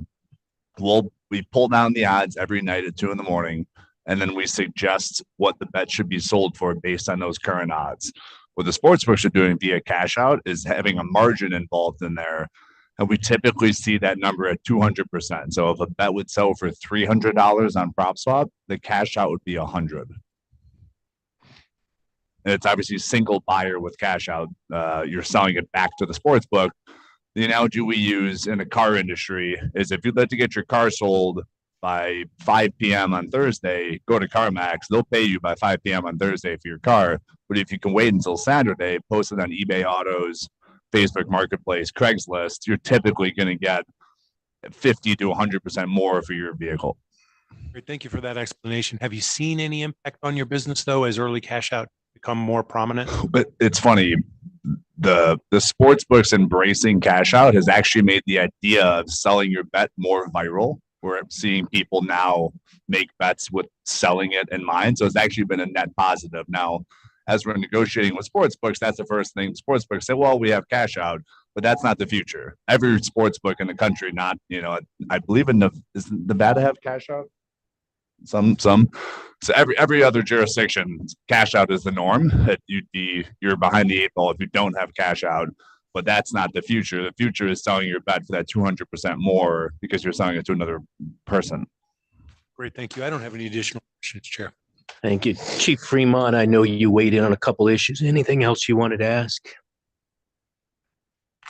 Not at this time. Thank you. Okay, thank you. Chief Hoffman, are you still with us? Did you have questions from an investigative standpoint? He is not in the room. Okay, very good. Any other chiefs who had questions? I don't see anybody else, so thank you for that. I had a question. This name of this is, what did I have it here? Sports. It's the longest acronym I've seen in quite a while. Very succinct. Sports Wagering Ticket Resale Service, the good old SWTRSP, or we're trying to change it to the Sports Betting Ticket Resale Service Provider, SBTRSP. If we move forward with this, we should figure out a better acronym. That's going to be really hard for some future board or commission members to pronounce. I think that was really all the questions I had, Mr. Rubenstein, or your clients. Do you have something else you wanted to add? I was just asking my client if he licensed the name prop swap to the state. That's easier to say. No, we're our presentation is complete. Okay. I do want to thank you, Mr. Chairman. As you said, a lot of factors went into settling the litigation. That wouldn't have been done without you. And I also want to thank Senior Deputy AG, who I've just been calling Deputy AG and ignoring senior status, Michaela, for all his work in assisting with the drafting and previously in assisting with the drafting of the legislation. As I've indicated, the one thing working with these two guys, and I've only been their lawyer, I think, since 2019 or 20. Mr. Reeser had the opportunity to work with them before that. But the one thing I can say about Mr. Epstein and Mr. Grande, and I mentioned early on in the presentation, is that they've always been transparent. They've always been interested in making sure that the regulators were fully apprised of their activities, fully aware of what they were doing, and and have embraced regulation to the extent it makes sense. Obviously, there are obstacles in this situation, full-blown licensing, one being, a very, direct statute about requiring a non-restricted gaming license, which a small business like this just doesn't have the capability to acquire. We do thank you for agreeing with us to settle the litigation matter, and taking a reasoned approach to regulation. Good. Appreciate it. Thank you for that. Board members, additional questions for anyone? I have a couple of follow-up questions. In the other jurisdictions where you operate, do they at all restrict the transaction between the buyer and the seller to that jurisdiction alone in any of the jurisdictions, or They have are all not. of them? They have not, and that will certainly follow up with the documentation. They've actually put on the record that they would be okay, and same language as this, if it were legal in the other jurisdiction. That's the key verbiage there. If it's permissible in another jurisdiction, then they are supportive of that transaction. In every other jurisdiction you're operating? So we case by case, in this state, we basically had the meetings with Mr. Reeser, and you can't really ask a regulator for a license for a business you don't think needs licensure. So it's case by case in each state, but some very large states have given us that language. Okay, so to be clear, there are some states that limit the. No states have limited. You asked if we have language from states that are in support of basically cross-state transactions. The answer to the question is yes. Is it all of those 23 states? No. Yeah, so my question was a little different. I was asking whether any of the states restricted it to that state alone. They have not. Okay. And so in the circumstances where the ticket was lost, you said there were two total in a decade, but yes. Okay. And did you have issues, or were there any troubles redeeming those tickets from the licensee? There actually was not. So again, when we have a photo of the ticket, so in order to post any ticket on PropSwap, you need to submit a photo. And we vet those photos internally with an employee at PropSwap who makes sure, is it legitimate? Does it look like it was counterfeit? Does it look like it was written on a napkin? Obviously, those we do not accept. So ticket was lost. We had a photo that it was a legitimate ticket. We went to the sports book. We said, hey, this ticket has won. We do not have the ticket anymore. Are you able to help us redeem it? And they assisted in the redemption of that lost ticket. Without any kind of questions or snags or anything like that? I believe Westgate helped us. The seller came forward and helped us, and he went to the Westgate and said, yes, I sold this on PropSwap. I did lose this. So he assisted. So did Westgate require that? In that situation, I believe they did not. Most of the time, if you have a photo of the ticket and you can prove that you are the correct owner of the ticket, the sportsbooks will cooperate. Again, very few times this has happened in 9.5 years running the business, but in those fringe cases. So was it on your own initiative that the seller helped to? Yes, we reached out and said, will you be able to help us, redeem this ticket? Okay. We don't know if the seller actually did not send it in, who knows, but he was helpful in that scenario. Okay. And it's in the seller's interest to be helpful, because a lot of the sellers want to come back and sell again. Understood. And Mr. Rubenstein, to you specifically, earlier you mentioned that subsequent to the district court decision, the legislature amended the definition of wager. How long after the district court decision did the legislature make that amendment? I don't know. I'd have to go find our briefs from the district court case, but it was a golden nugget decision. I don't even remember the year, honestly. It's been so since I went through the litigation side of this. Do you know, Mr. McKellar, when that was?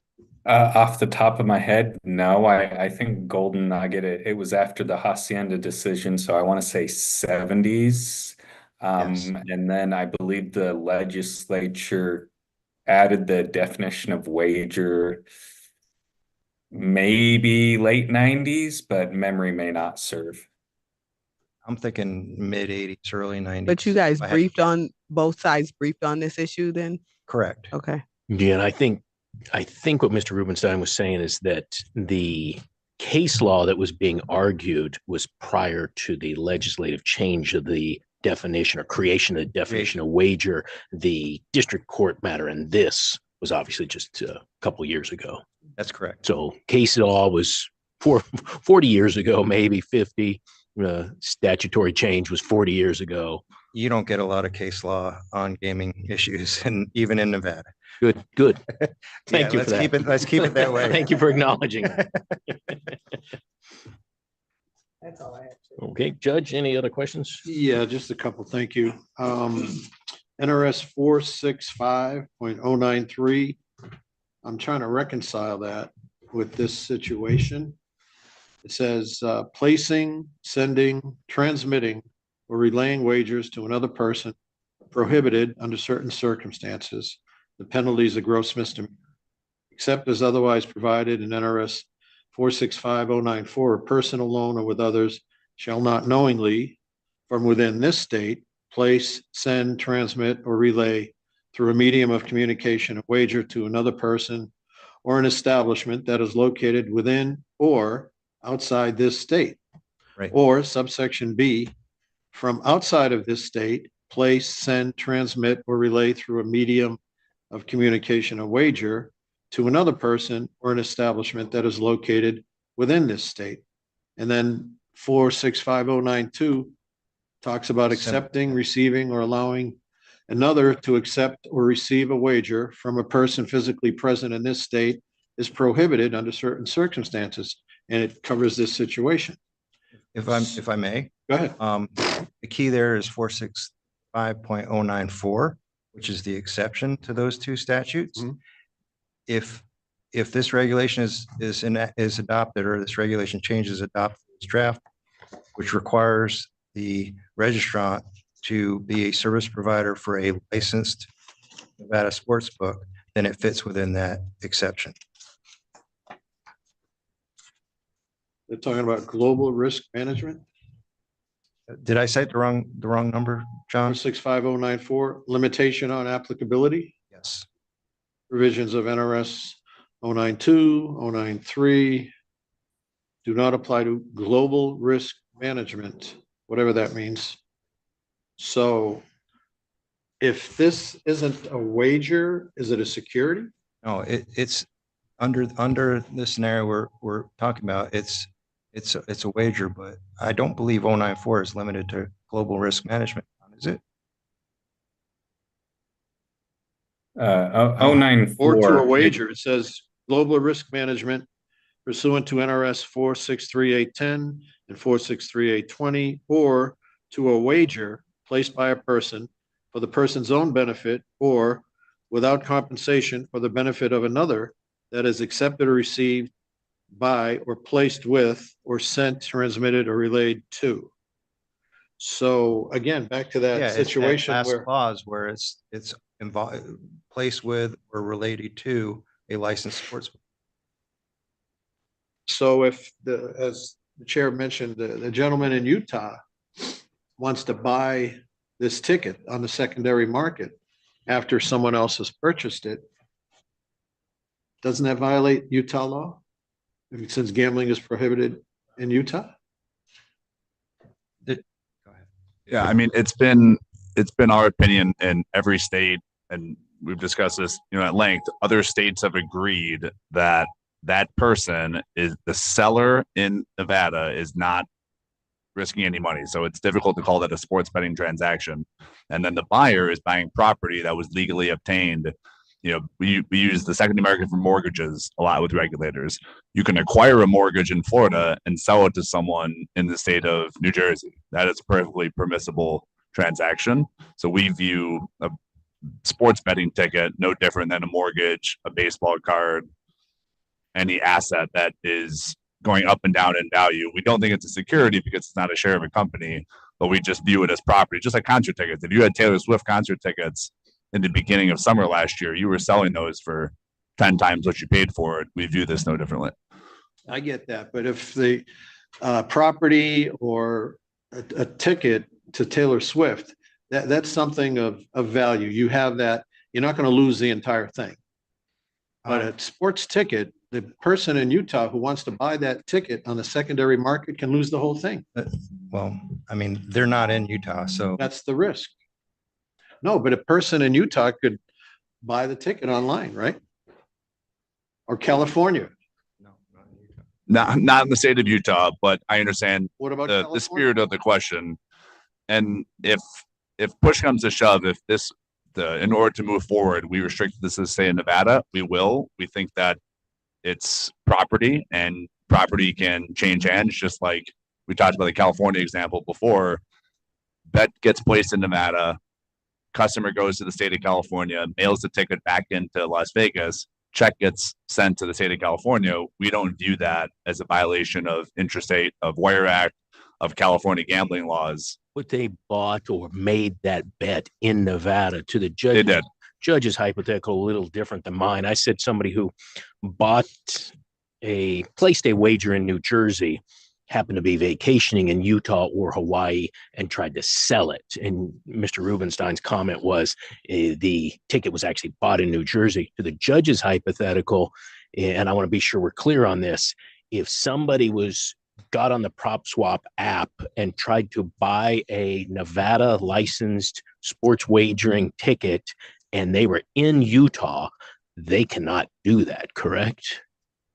That is correct. Utah is prohibited on PropSwap. That is a state that is very anti-sports betting, but states that are looser, and we've looked at the laws, of course, we use California as an example. We've addressed the California regulators and asked for permission of this. Then we allowed that to go forward. But in Judge Assad's example, Utah, very adverse to sports betting. We do not allow Utah residents to use PropSwap. Walk me through the California example. Same thing. I have a Nevada sports wagering or betting ticket, and I try to sell it on the PropSwap app to somebody who's physically located and a resident of California. Am I able to sell that to a California resident? Yes. And let me explain why I think that's allowed. The ticket never leaves when it leaves the seller's hand, it goes to PropSwap. The ticket never goes to the buyer. Unless he wins. Unless it wins. And then it has to be cashed out by the buyer at the book. What if he tries to mail it in, to your earlier comment? They mail it in and the Nevada book mails it to somebody in California. So is that person now facilitating sports wagering? He never came to Nevada. He bought a Nevada ticket and he got paid. Bought a Nevada ticket while he was standing in California, and he got paid while he was standing in California. Right. So the latter part of that transaction is happening every day, right? We agree that Nevada casinos are sending checks to the state of California on a daily basis. Supposedly from people who came over maybe on I-15. Well, I hope so. I hope they drove or flew over here. And then could be a friend. They could have given it to a friend. Yeah, that's your messenger betting. We just quoted 465. But yeah, if the idea is that person should have been in Nevada at some point. In spirit, yeah. More than in spirit from the chair I'm sitting in. In light of this conversation, I just want to ask, are you guys operating in any gray jurisdictions where you don't have legal opinions? Where you just assume it's legal? We've addressed every respective state regulator before launching. And so you have a legal opinion for every state that you're operating? Correct. Okay. Yeah, and we get asked. You would be amazed at how many people ask to use their website that have Bovada accounts or sportsbetting.ag accounts, and we have declined all of those because we're trying to be an upright business and only sell bets that legally originated in a legal jurisdiction. But we would make a lot more money if we sold bets made on Bovada, because that the gray market, that's the black market. The black market is still much larger than the regulated market, in our opinion. Okay. If I may briefly go back to Judge Assad's question before, I'm looking at 465, 094, and subsection 1 says that the provisions of 46509.2 and 093 do not apply to a wager, blah, blah, blah, that is received by, placed with, or sent, transmitted, or relayed to a racebook or sports pool that is licensed pursuant to 463 of NRS. So that is the exception language that we're relying by tying this service provider to a licensed book. Says if the wager is accepted or received within this state. Yeah, accepted or received. Mr. McKellar, is that your understanding as well regarding the criminality in NRS 465? Yes, speaking to Nevada only, not Utah or California, what Mr. Rubenstein has put on the record is accurate. And I'd also highlight that 465094 also includes the word transmitted. So as long as a licensed book is involved, then 092 and 093, they have an exception created to them by 094. Right. Yeah, that's if they mail it in. If it's a winning ticket, they mail it in from out of state. But I'm saying if you're buying the ticket in Utah or California or Hawaii or some of those other 20, whatever it is, 27 states that where gambling is illegal, then it's illegal. Well, It's a wager. You're gambling from the state that is prohibiting gambling. Yeah, I mean, the crux of this business model has been our opinion that if it's not gambling in state A and someone in state A is selling it to someone in state B, if it wasn't gambling from seller to buyer in state A, why would it be gambling if someone is in state B? That it shouldn't be relevant where that person resides. Also, the plain language of the statute says it does not apply to a wager. So you look at the wager placed by a person for the person's own benefit or for the benefit of another person without compensation, that is accepted, received by, placed with, sent, or transmitted or relayed to a race book or sports pool licensed in Nevada, or licensed under Nevada law, if the wager is accepted or received within the state. So you only have to have a part of the transaction attached to get to fit within that within that exception language. And what about sports books here in Nevada? Have you how many have you contracted with? Well, we're waiting for this regulation to change. How many have you talked to and had acquiescence? I say go get licensed here from the Gaming Control Board, and then we'll do business with you. Yeah, so we've sold tickets from every sports book in the state of Nevada. Maybe there's some in Prim that we may have not, but all of the large players we've sold tickets from. And again, I think most of them would be neutral on this. And that's what I'm getting at. Have you actually talked to the various sports books here? Of course. Oh, do they want to do business with you? Yeah, I think how many? It's a chicken or the egg situation where they'll say, well, is this okay with gaming?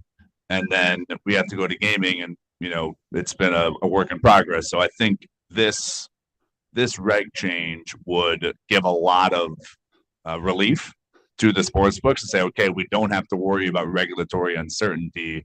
Let's move forward. But for a startup like ours, you have to get licensed in order to even talk to those guys. And then I think this would shed some light on, yes, this is permissible. Here's the rules, and here's the template for a contract that we have to sign. I'm concerned about player disputes. Who handles player disputes? Sorry, I just wanted to, Ian Epstein for the record, I just wanted to add something else. We had entered, this was prior to 2021, with two separate agreements with the D Casino and their properties. One was a March Madness party where we, marketed to their customers. And even prior to doing so, their chief compliance officer, Mrs. Sloan, she had reached out to Chief Benison, who was in that position at the time. And he basically, I don't want to put words in his mouth, but he reviewed and okayed that deal. And then we did a separate deal at their downtown event center, which I realize is not inside of a casino, but we've had multiple agreements with them. And actually we had an even more robust marketing partnership ready to go for the 2021 football season. And then that's about, a couple of weeks before that started was when we received the letter from Chairman Gibson. So that's just one example of a licensee, embracing this. Anybody else besides the D? Officially, I would not, we did have relationships with Cantor Gaming when they were around. I used to work for Cantor Gaming before I started PropSwap, so I kind of relied on my personal connections there. But those two mostly come to mind. Of course, they're no longer licensed. Correct. That was, yeah, correct. And then what about the, what is the tax benefit to the state of Nevada? Since you can't consider, I thought you said that the second transaction is not considered part of gross gaming revenue. So what would be the tax benefit to the state of Nevada? The tax benefit to the state of Nevada is that more sports bets get paid, right? So yeah, but they're not getting, if it's not gross gaming revenue, so how is the state getting any benefit tax wise? Yeah, more bets are being made. Right. No question. Yes. But I don't see the tax benefit to the state of Nevada. More wagers, more revenue. But the wagers on the secondary market. No. So people will make, and not even will, they do. We have. Oh, are they going to make more bets? More wagers with the sports book, with the, more of the kind of the buy low, sell high mentality where they know it doesn't need to win in order to make a profit. It just needs to improve. And so they're making more wagers, more long shot wagers that they would not normally make. And, as I'm sure you're probably aware, futures bets, parlays, those are actually like a higher hold percentage for the sports book. Right, definitely. That's all I have. Just want to clarify, I think Mr. Epstein mentioned that former Chief Benison, he didn't approve anything. Am I correct? But you're saying he looked at it and wasn't aware of anything, and nothing came to board attention. We brought the deal to his attention before we entered into the agreement, and it's my understanding that he didn't do anything to stop the marketing partnership. Was that Ms. Sloan at the DS for him to look at it? Okay, yes. And that was obviously prior to Chairman Gibson's letter. So correct. All that was kind of 2019 or 18. Understood. Yeah. Okay. So that was King's X by, as you're clearly aware, Chairman Gibson's letter. And I will say to Mr. Rubenstein's earlier comments, I appreciate you gentlemen and the fact that when you received that letter, you ceased all operations and you said, what can we do to do this through all the proper channels? So I appreciate that. I didn't have anything else. Other board members, anything else? Nothing. Good. Nothing for me. Judge, okay. I did want to say that, first of all, thank you. Thank you for everybody for watching and listening. This has been, I think, what the court wanted us to do. And what I think I said earlier is, can we do something that's good for the state of Nevada, good for the gaming industry? I do still have some more questions, one of them being Chief Fremont's question about tax implications. With her understanding, if it's a wager, do we have something that we need to consider? We've asked for a few other pieces of information about the jurisdictions we're currently operating in. And I would ask you, Mr. Rubenstein, and your clients, as well as the Attorney General's office, to kind of peer into your crystal ball and determine if we say that this particular piece is not a wager. I'm just trying to look for unintended consequences. And you've been a gaming attorney, distinguished gaming attorney for a long time. And we have very capable representation through the Attorney General's office. I wouldn't want to do something without considering that because somebody would come up later and say, well, you said that's not a wager, where somebody took a wager and was able to sell it to somebody else. We were looking at a whole different section of 463, 465, where we're looking, and I just don't want to face that day. I can't think of anything as I sit here, but you've been an attorney for a long time doing this, so consider that. I absolutely will. Mr. Chairman, I think that's a legitimate and important exercise. I also think that there are ramifications of going down the path of saying it is a wager. And I do think that there's a useful separation of a definition of a ticket and a definition of a wager. And I think it'll be in not only my client's best interest, but I think ultimately the state's best interest to clarify those things. I think it'll serve purposes not just for this particular area of gaming, i.e. secondary ticket sales, but I think in some of the other issues we're confronting, day to day I think it'll be enormously helpful. Good. Well, I look forward to hearing your thoughts on that as well. So unless a board member wants to make a motion, I'm kind of the personal opinion, almost like we did on the earlier one, we looked at Reg 8, is I'd like to see a little more information, like to see what PropSwap submits, talk to the Attorney General's office and Mr. Rubenstein if presents anything else regarding legality. If you want to present something on your thoughts about if this were to be a wager, and then I want to hear from obviously the audit division as to what the tax implications would be. I think to the judge's question is, we are a tax collection agency. One thing that happens if there's a rising tide, all boats go up, more tax. If not, we need to consider, are we reducing tax, which I don't think this is doing, but one of our jobs is to create tax for the taxpayers, the citizens of Nevada. And as someone who lived here for a long, long time, I wholeheartedly agree with that policy. But I would say that the board, there is precedent for doing something that maybe in the short term looks like it may be a detriment to gross revenue, but ultimately, like you said, lifts all boats, and that is promotional credits. That is isolated, that is a tax loss. But how much money has that generated for the state of Nevada? You can't even begin to measure. But it's been tremendous. And we're one of the few states that allows full deductibility of promotional credits. And so there is precedent for this. There's no, like you said, to our knowledge, there's no loss of revenue to the state. And we do think that it is a much like when the legislature was considering the promotional chips bill, they said, isn't this like chumming for fish? And, I think there's where the analogy is, where you have the secondary market, it's kind of chumming for more wagers. Yeah. And I would certainly say, as I have said before, I'm an entrepreneur at heart. Anything that increases people wanting to come and enjoy the entertainment in Nevada is good for Nevada, which ultimately is good for the industry, which is ultimately good for the taxpayers of our state. So I'm always looking for things that increases gaming revenue. Great. If there's nothing else, does either member want to make a motion at this point, or are you of the same opinion that we're just waiting for some more information and analysis? I am not interested in making a motion at this time. I think a lot is yet to be discovered and analyzed, and most importantly, it is the tax implications. Judge? I agree with Dr. Watkins. Okay, great. Again, thank you, gentlemen. Thank you for being here. We appreciate it. Appreciate all the discussion. And Mr. Rubenstein, your analysis. Mr. McKellar, thank you as well. Thank you. Great. Thank you. So, Mr. McGaw, do you have the next item on our agenda today? I do, Mr. Chair. All right. Which reg is that? I am handling the proposed amendments to regulation 5.230, 5.2305, 5.23, 5.231, 5.232, 5.240, 5.242, and 5A.220. Okay, that's a mouthful. I don't think they're as involved as the numbering is, but let me ask before you start.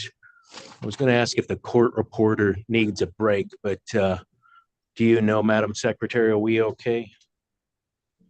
I believe we are okay. Yeah, I'm All okay. right. Right. Okay. Wonderful. Thank you. Mr. McGaw, please proceed. Thank you.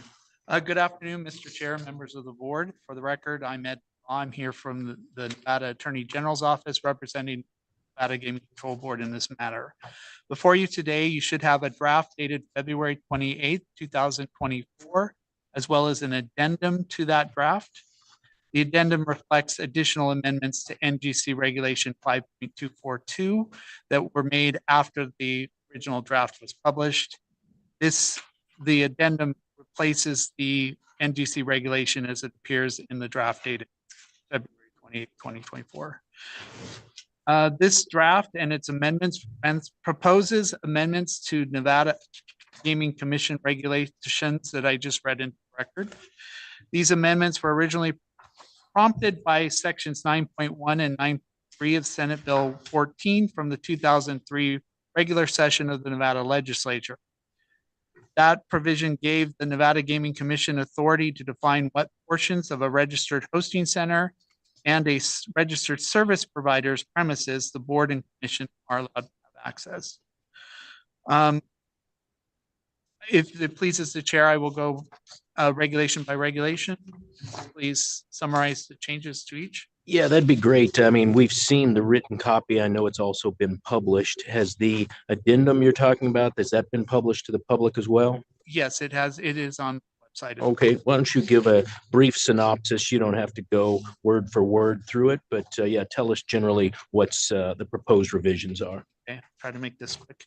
Regulation 5.230, subsections 1 and 5. We are replacing the word person to clarify that the requirement applies to both individuals and entities. This issue was raised by Diane Carson, who stated that the industry, there was a bit of confusion from the industry, and this is to clarify that, make it clear. Do you think there could be unintended consequences to changing the word person, which is a defined term throughout the Nevada revised statutes? Do you think this actually clarifies that point or could cause other problems? I believe it does, because we change person under the statute, under Nevada revised statute, means entity, businesses as well as individuals or human persons. We choose to use the term individual or entity to avoid the confusion that we're not saying person or entity, we're saying individual, meaning human person, and entity. So we're really just taking the definition of person and expanding it out. Does individual or entity, does that appear anywhere else in the commission regulations, or would this be the first time that phrase is being used? I couldn't say for certain, but I did see where we did use the term person or entity. And that's later on, cover that as well to clarify that took that out, just left, we've replaced that person with entity or individual as well. Okay. Again, this change isn't absolutely necessary. If we want to stick with this person, we should remove the word entity. It should just say person rather than person or entity, where it does say that. In reality, what did the industry think would be the confusion by? Oh, sorry. I believe, and Diane can correct, she's here as well, that when it went with finding a suitability, no. Ms. Presson, please step up to the podium and tell us what you understood could have caused confusion. And just one sec, I'm trying to follow along. Are you looking at the addendum right now? No, we're looking at the main right change, the draft dated 2/28/24. Okay, very good. And So first we're regulation 5.230. okay. Oh, person, individual, or entity. I'm with you. Okay, go ahead. Thank you. Ms. Presson, please introduce yourself and fill us in. I am Preston with the Investigations Division. I had requested the change because when we're doing the registrations, we do companies and individuals. But the way it was worded in the renewal section, it made it look like we were only looking for the company to renew using just person. And so we wanted to make sure that, and I had gotten an inquiry from industry, so we just were wanting to make sure that they understood that the renewals required both the individuals and the company to renew. Got it.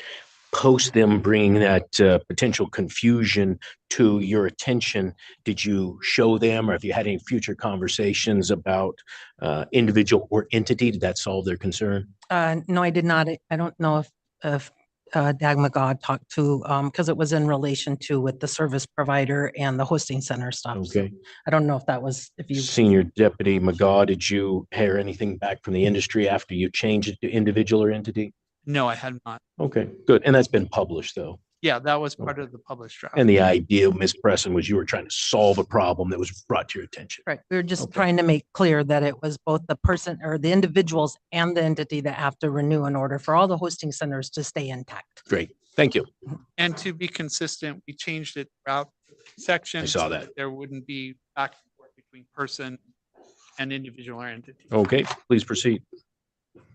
Also, you'll see this throughout the draft is we do change the form of the cross references to adopt standard form used by the legislature in the NRS and NAC.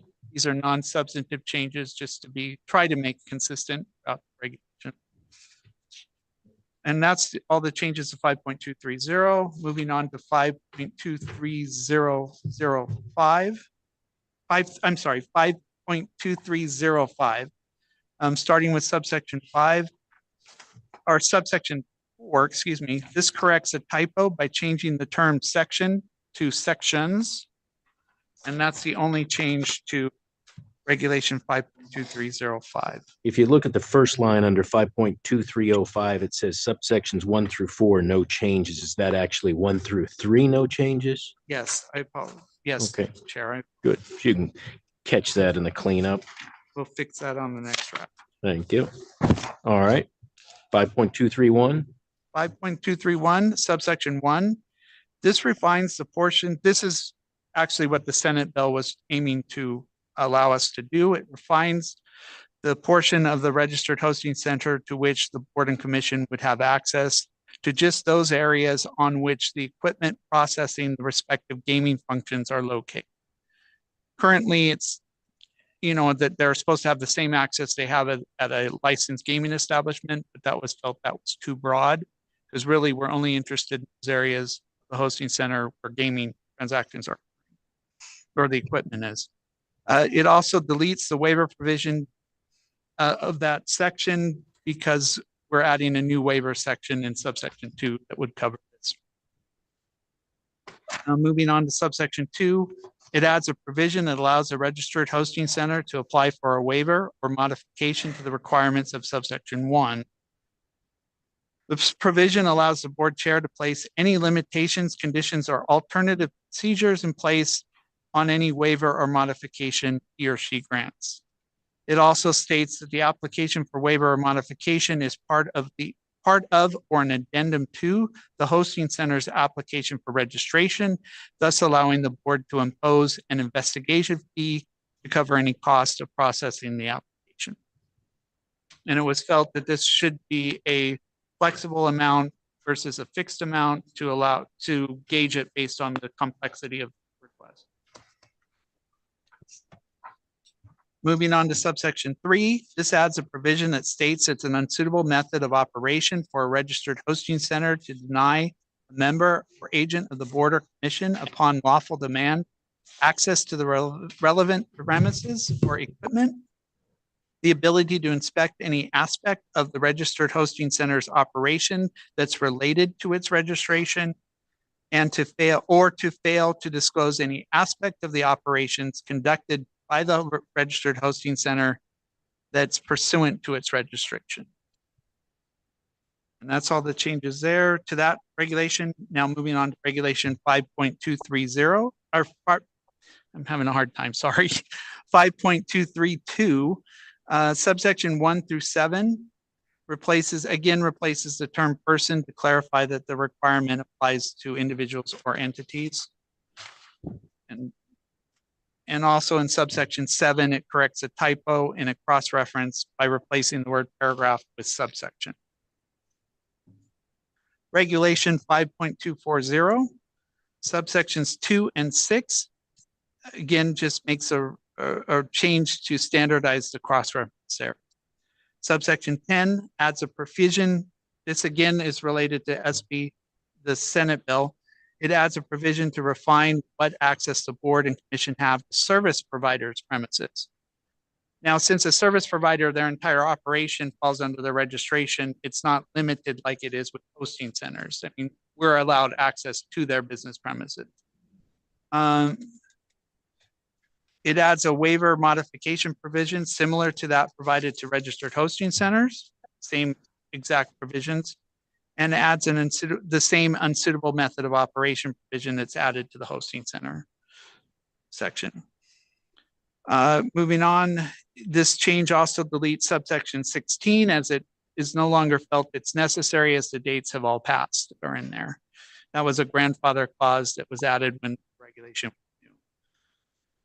Moving on to regulation 5.242. This one, we are referring to the addendum. So rather than the draft dated February 8th, the discussion here is on the addendum to that draft. Subsection 1 standardizes the cross-references. Subsection 2 corrects language so it reads properly. There was a bit of a misreading, or the language chosen or the order of words there was not very good. It also standardizes the cross-references in subsection 2.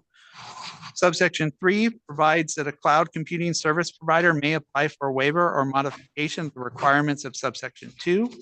This provision is similar to the waiver modification provisions provided to hosting centers and service providers, with the following additional requirements relating to the use of non-registered hosting centers. In such cases, the non-registered hosting centers shall be considered business premises of a registered cloud computing service provider, thus exempting it from the definition of hosting center. But such facilities are still required to meet the standards and requirements of the registered hosting center. So there's no diminishment of the controls over that facility just because it's not registered. Subsections 4 through 6 standardize the cross-references. In subsection 8, we correct the typo by adding the word computing or the word service provider. Subsection 9, we modify the existing waiver provision by excluding those provisions covered by subsections 3's waiver by adding modification to the provision, so it's now a waiver or a modification, and adding the same provisions that are provided in waiver modification provisions for hosting centers and service providers, making it an application for a waiver, thus allowing for investigative fees. Subsection 10 remove the word person after entity, since the term person includes entity pursuant to NRS 0.039. Here we didn't replace it with entity or individual or entity because we felt person in that context made sense. It wasn't necessary to change it, but we did remove entity to make it clear person. We also standardized the cross-references. In subsection 11, we add a provision requiring gaming licensees utilizing a cloud computing service provider to submit an attestation to the board stating that the transactions processed through the cloud computing service provider shall comply with the law in the jurisdictions in which such services are provided. And lastly, Regulation 5A.220, it's simply a correction to standardize the cross-references, and that's in subsection 5 and 6. If adopted, these regulations would become effective immediately. And Chief Barbie's here, as well as Diane Presson, if you have any questions to the board staff. Thank you. Thank you, Senior Deputy McGaw. Thank you for going through that. And yes, the reason why the board has this in front of us is because it was part of SB 14, as you mentioned in the last legislative session.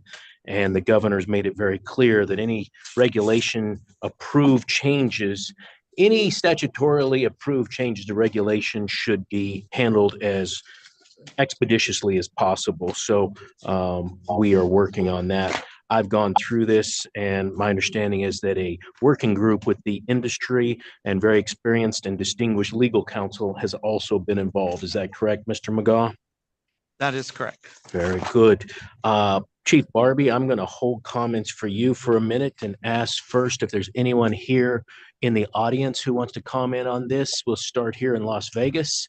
Ms. Okerberg, pleasure to have you here. Thank you. Good afternoon, Chair Hendrick, Member Watkins, Member Assad, Madam Secretary. For the record, Erica Okerberg.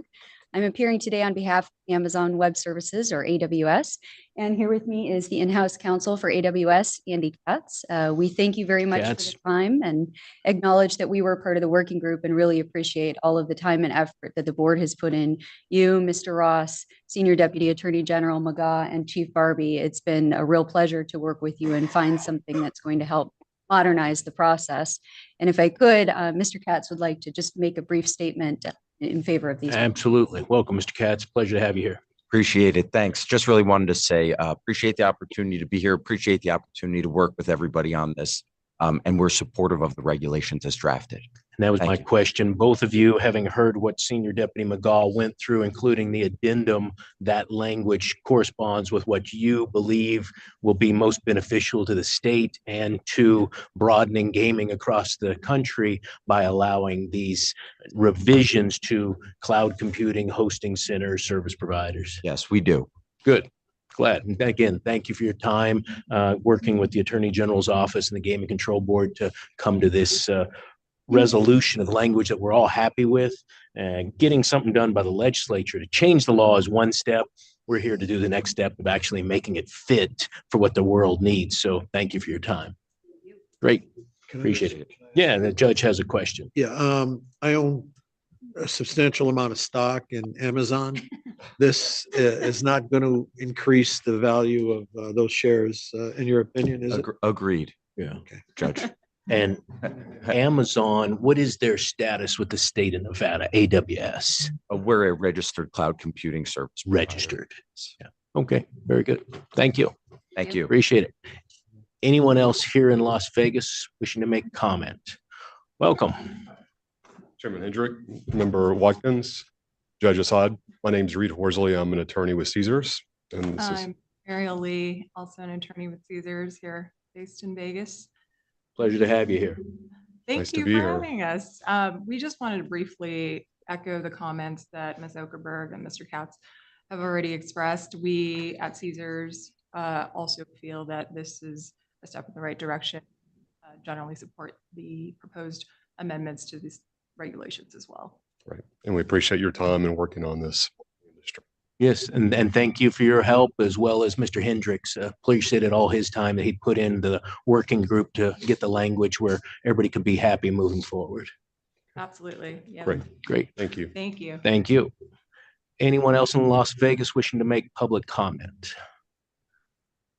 Seeing none, let's go to Carson City. Madam Secretary, is anyone in Carson City wishing to make public comment on this? There is no one. Are you sitting in the room by yourself, Madam Secretary? Chief Hoffman is in here. Oh, good. Chief Hoffman. Chief Hoffman, anything you want to add to this? No, thanks, Chair. If it makes Diane Preston happy, it makes me happy. Good, good. And yes, thank you, Ms. Preston, for your input. I know you brought up some real world examples and things that need to be changed. When it looked like all the lawyers were happy with it, you brought in the real world of this is what could happen. So thank you very much for that. With that, Chief Barbie, you give us a little quick rundown on why we asked this to be put in SB 14 and what this will do to help the gaming industry in the state of Nevada. Thank you, Chair. And I don't own stock, I spend a whole lot. Yeah. This originated from when the regulation was originally crafted, the idea of hosting centers and service providers at the statutory level was in through statute. Statute allows for the absolute authority of Gaming Control Board and Commission at those locations as though they're gaming licensees. As the industry has matured and gotten operators of hosting centers and service providers coming forward, it's been a major source of pain for them to subject the entirety of their operations to the absolute authority of because this is only a small portion of the business that they offer. It's not their primary business.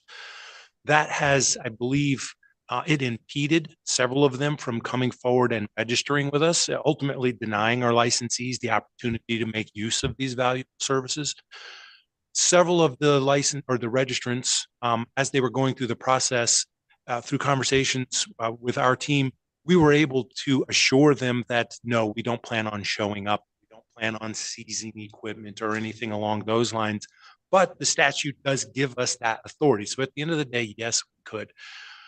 Fast forward to the 2023 legislative session, this was something that was proposed, that there could be some limitations placed on that absolute authority for hosting centers and service providers. That's what came out of the legislation.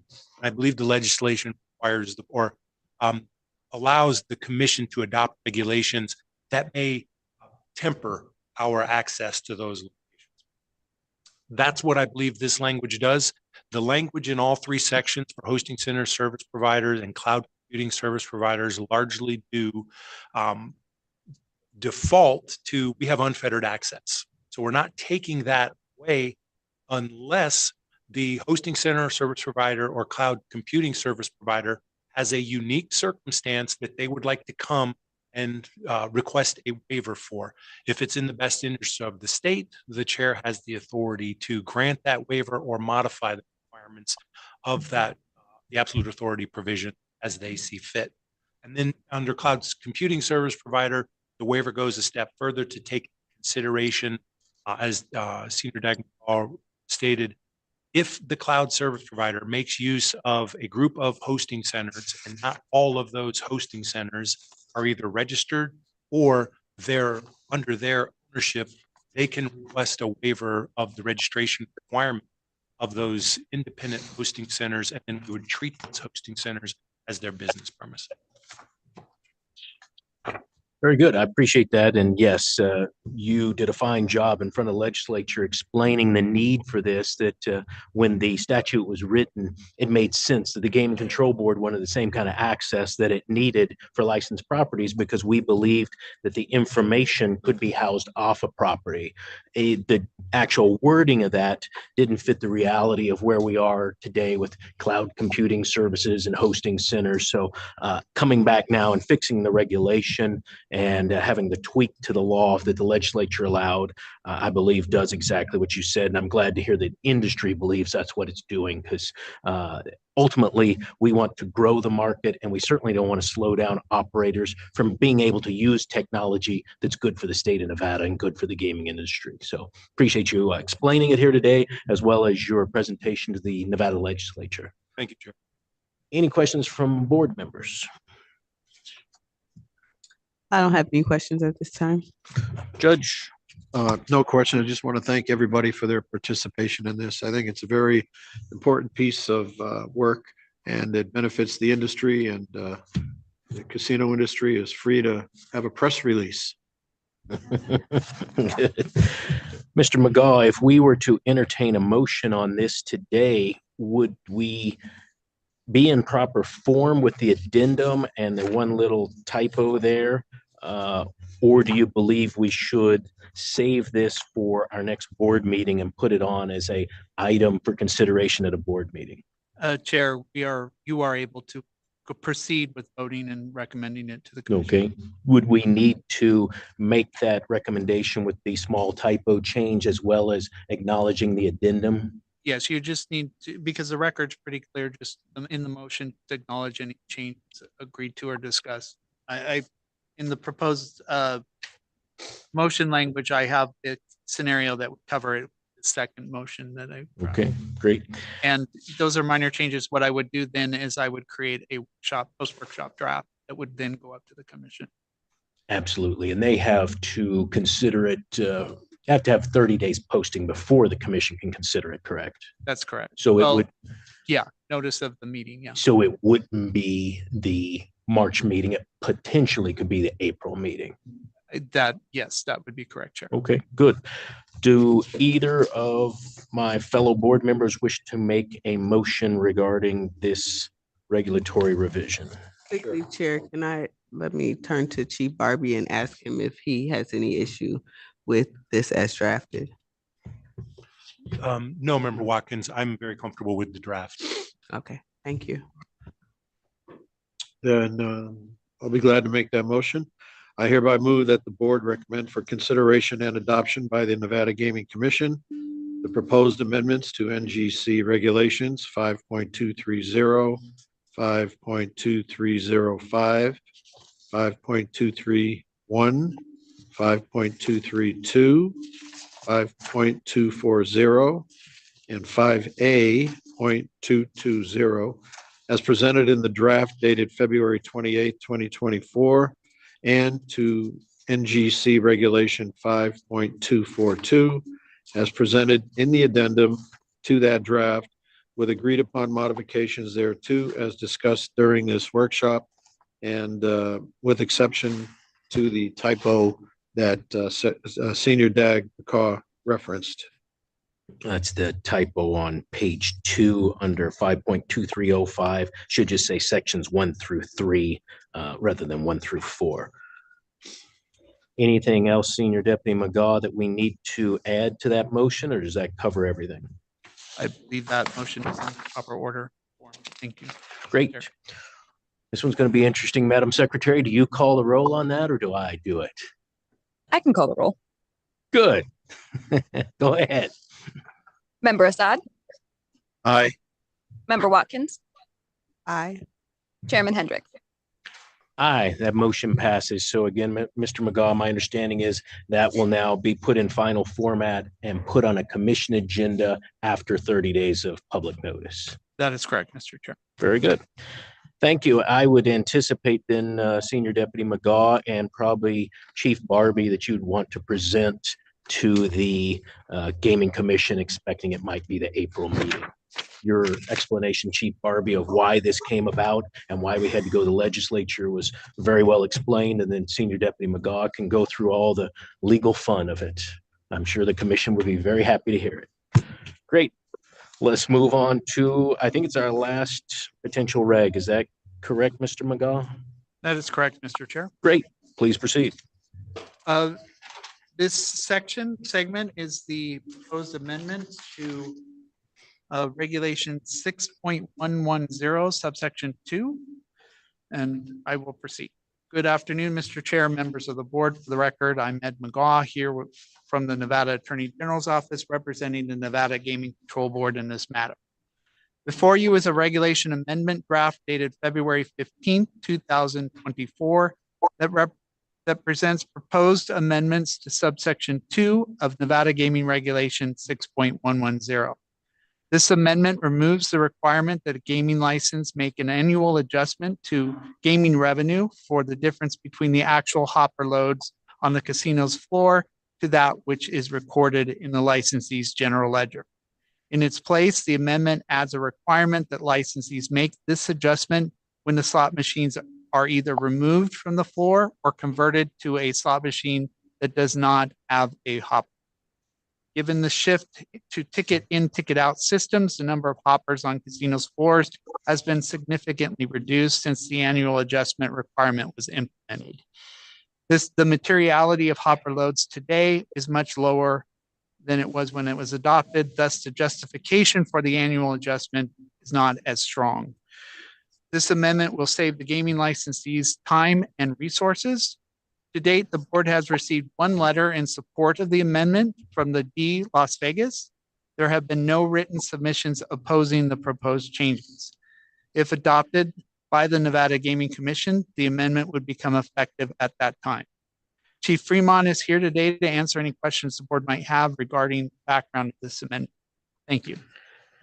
Thank you, Senior Deputy McGaw. I do want to turn to Chief Fremont and ask you to give us a brief synopsis on how this potential change came about.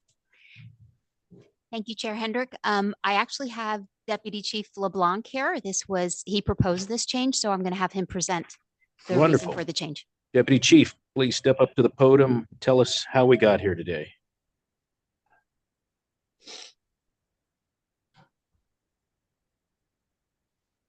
Good afternoon. Good afternoon.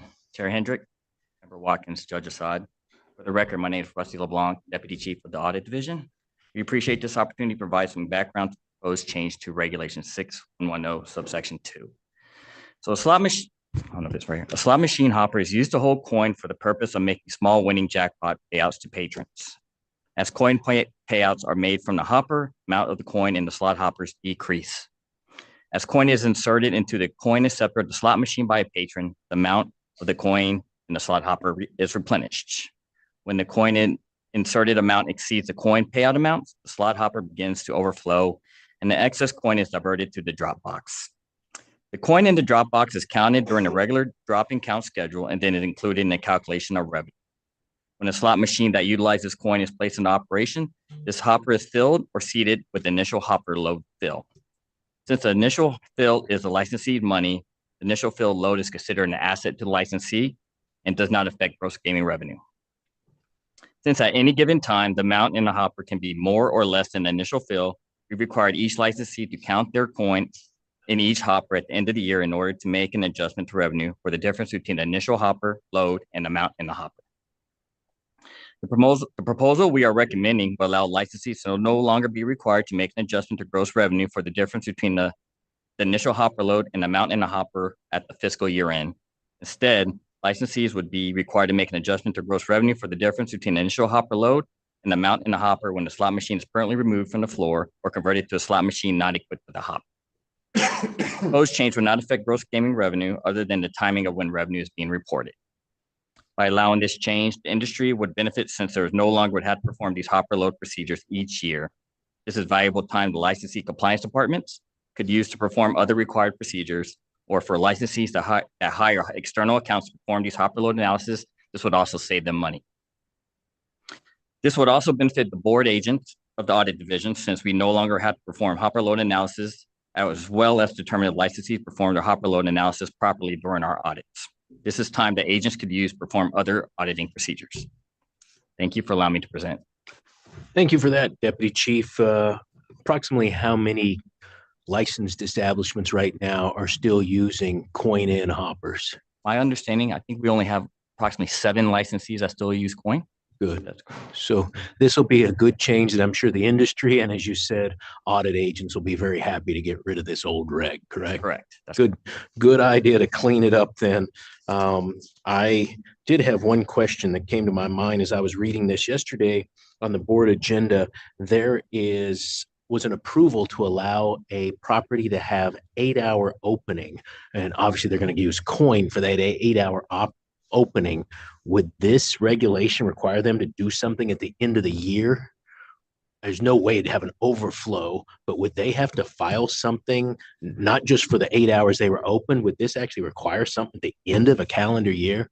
I don't think so. There's gonna be no overflow or anything. Right, there's definitely no overflow. Yeah. I think they mentioned they had $1 one time. Yeah. So no, this wouldn't require them. Okay, good. That would have been insane. Yeah. All right. Appreciate it. Questions from board members?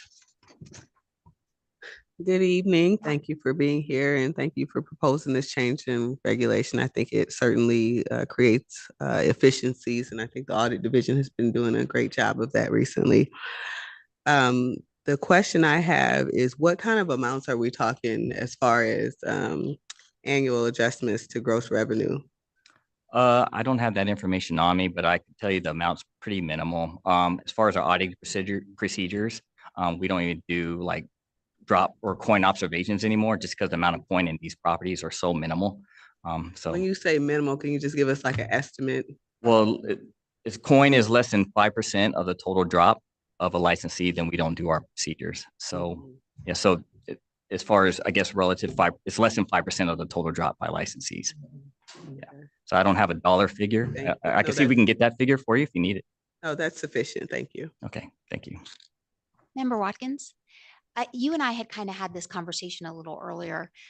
One of the things I just wanted to clarify is that the money that's still left in that hopper as of like December 31st, that is eventually going to flow over into the drop bucket within a few days. So it's really just a timing thing. So that money is not going to sit there for the life of the machine until it's counted at the very end of its life. Understood. Thank you for that clarification. Great. Judge? No questions, just DC LeBlanc, thank you for what you do. All right, thank you. Yeah, same for me. Again, commend you for bringing up these kind of things. This is exactly what I'm interested in finding, is old things that just don't fit with the reality of how the world works these days, and hoppers would fit right into that. So appreciate you finding this and correcting it and bringing us into 2024.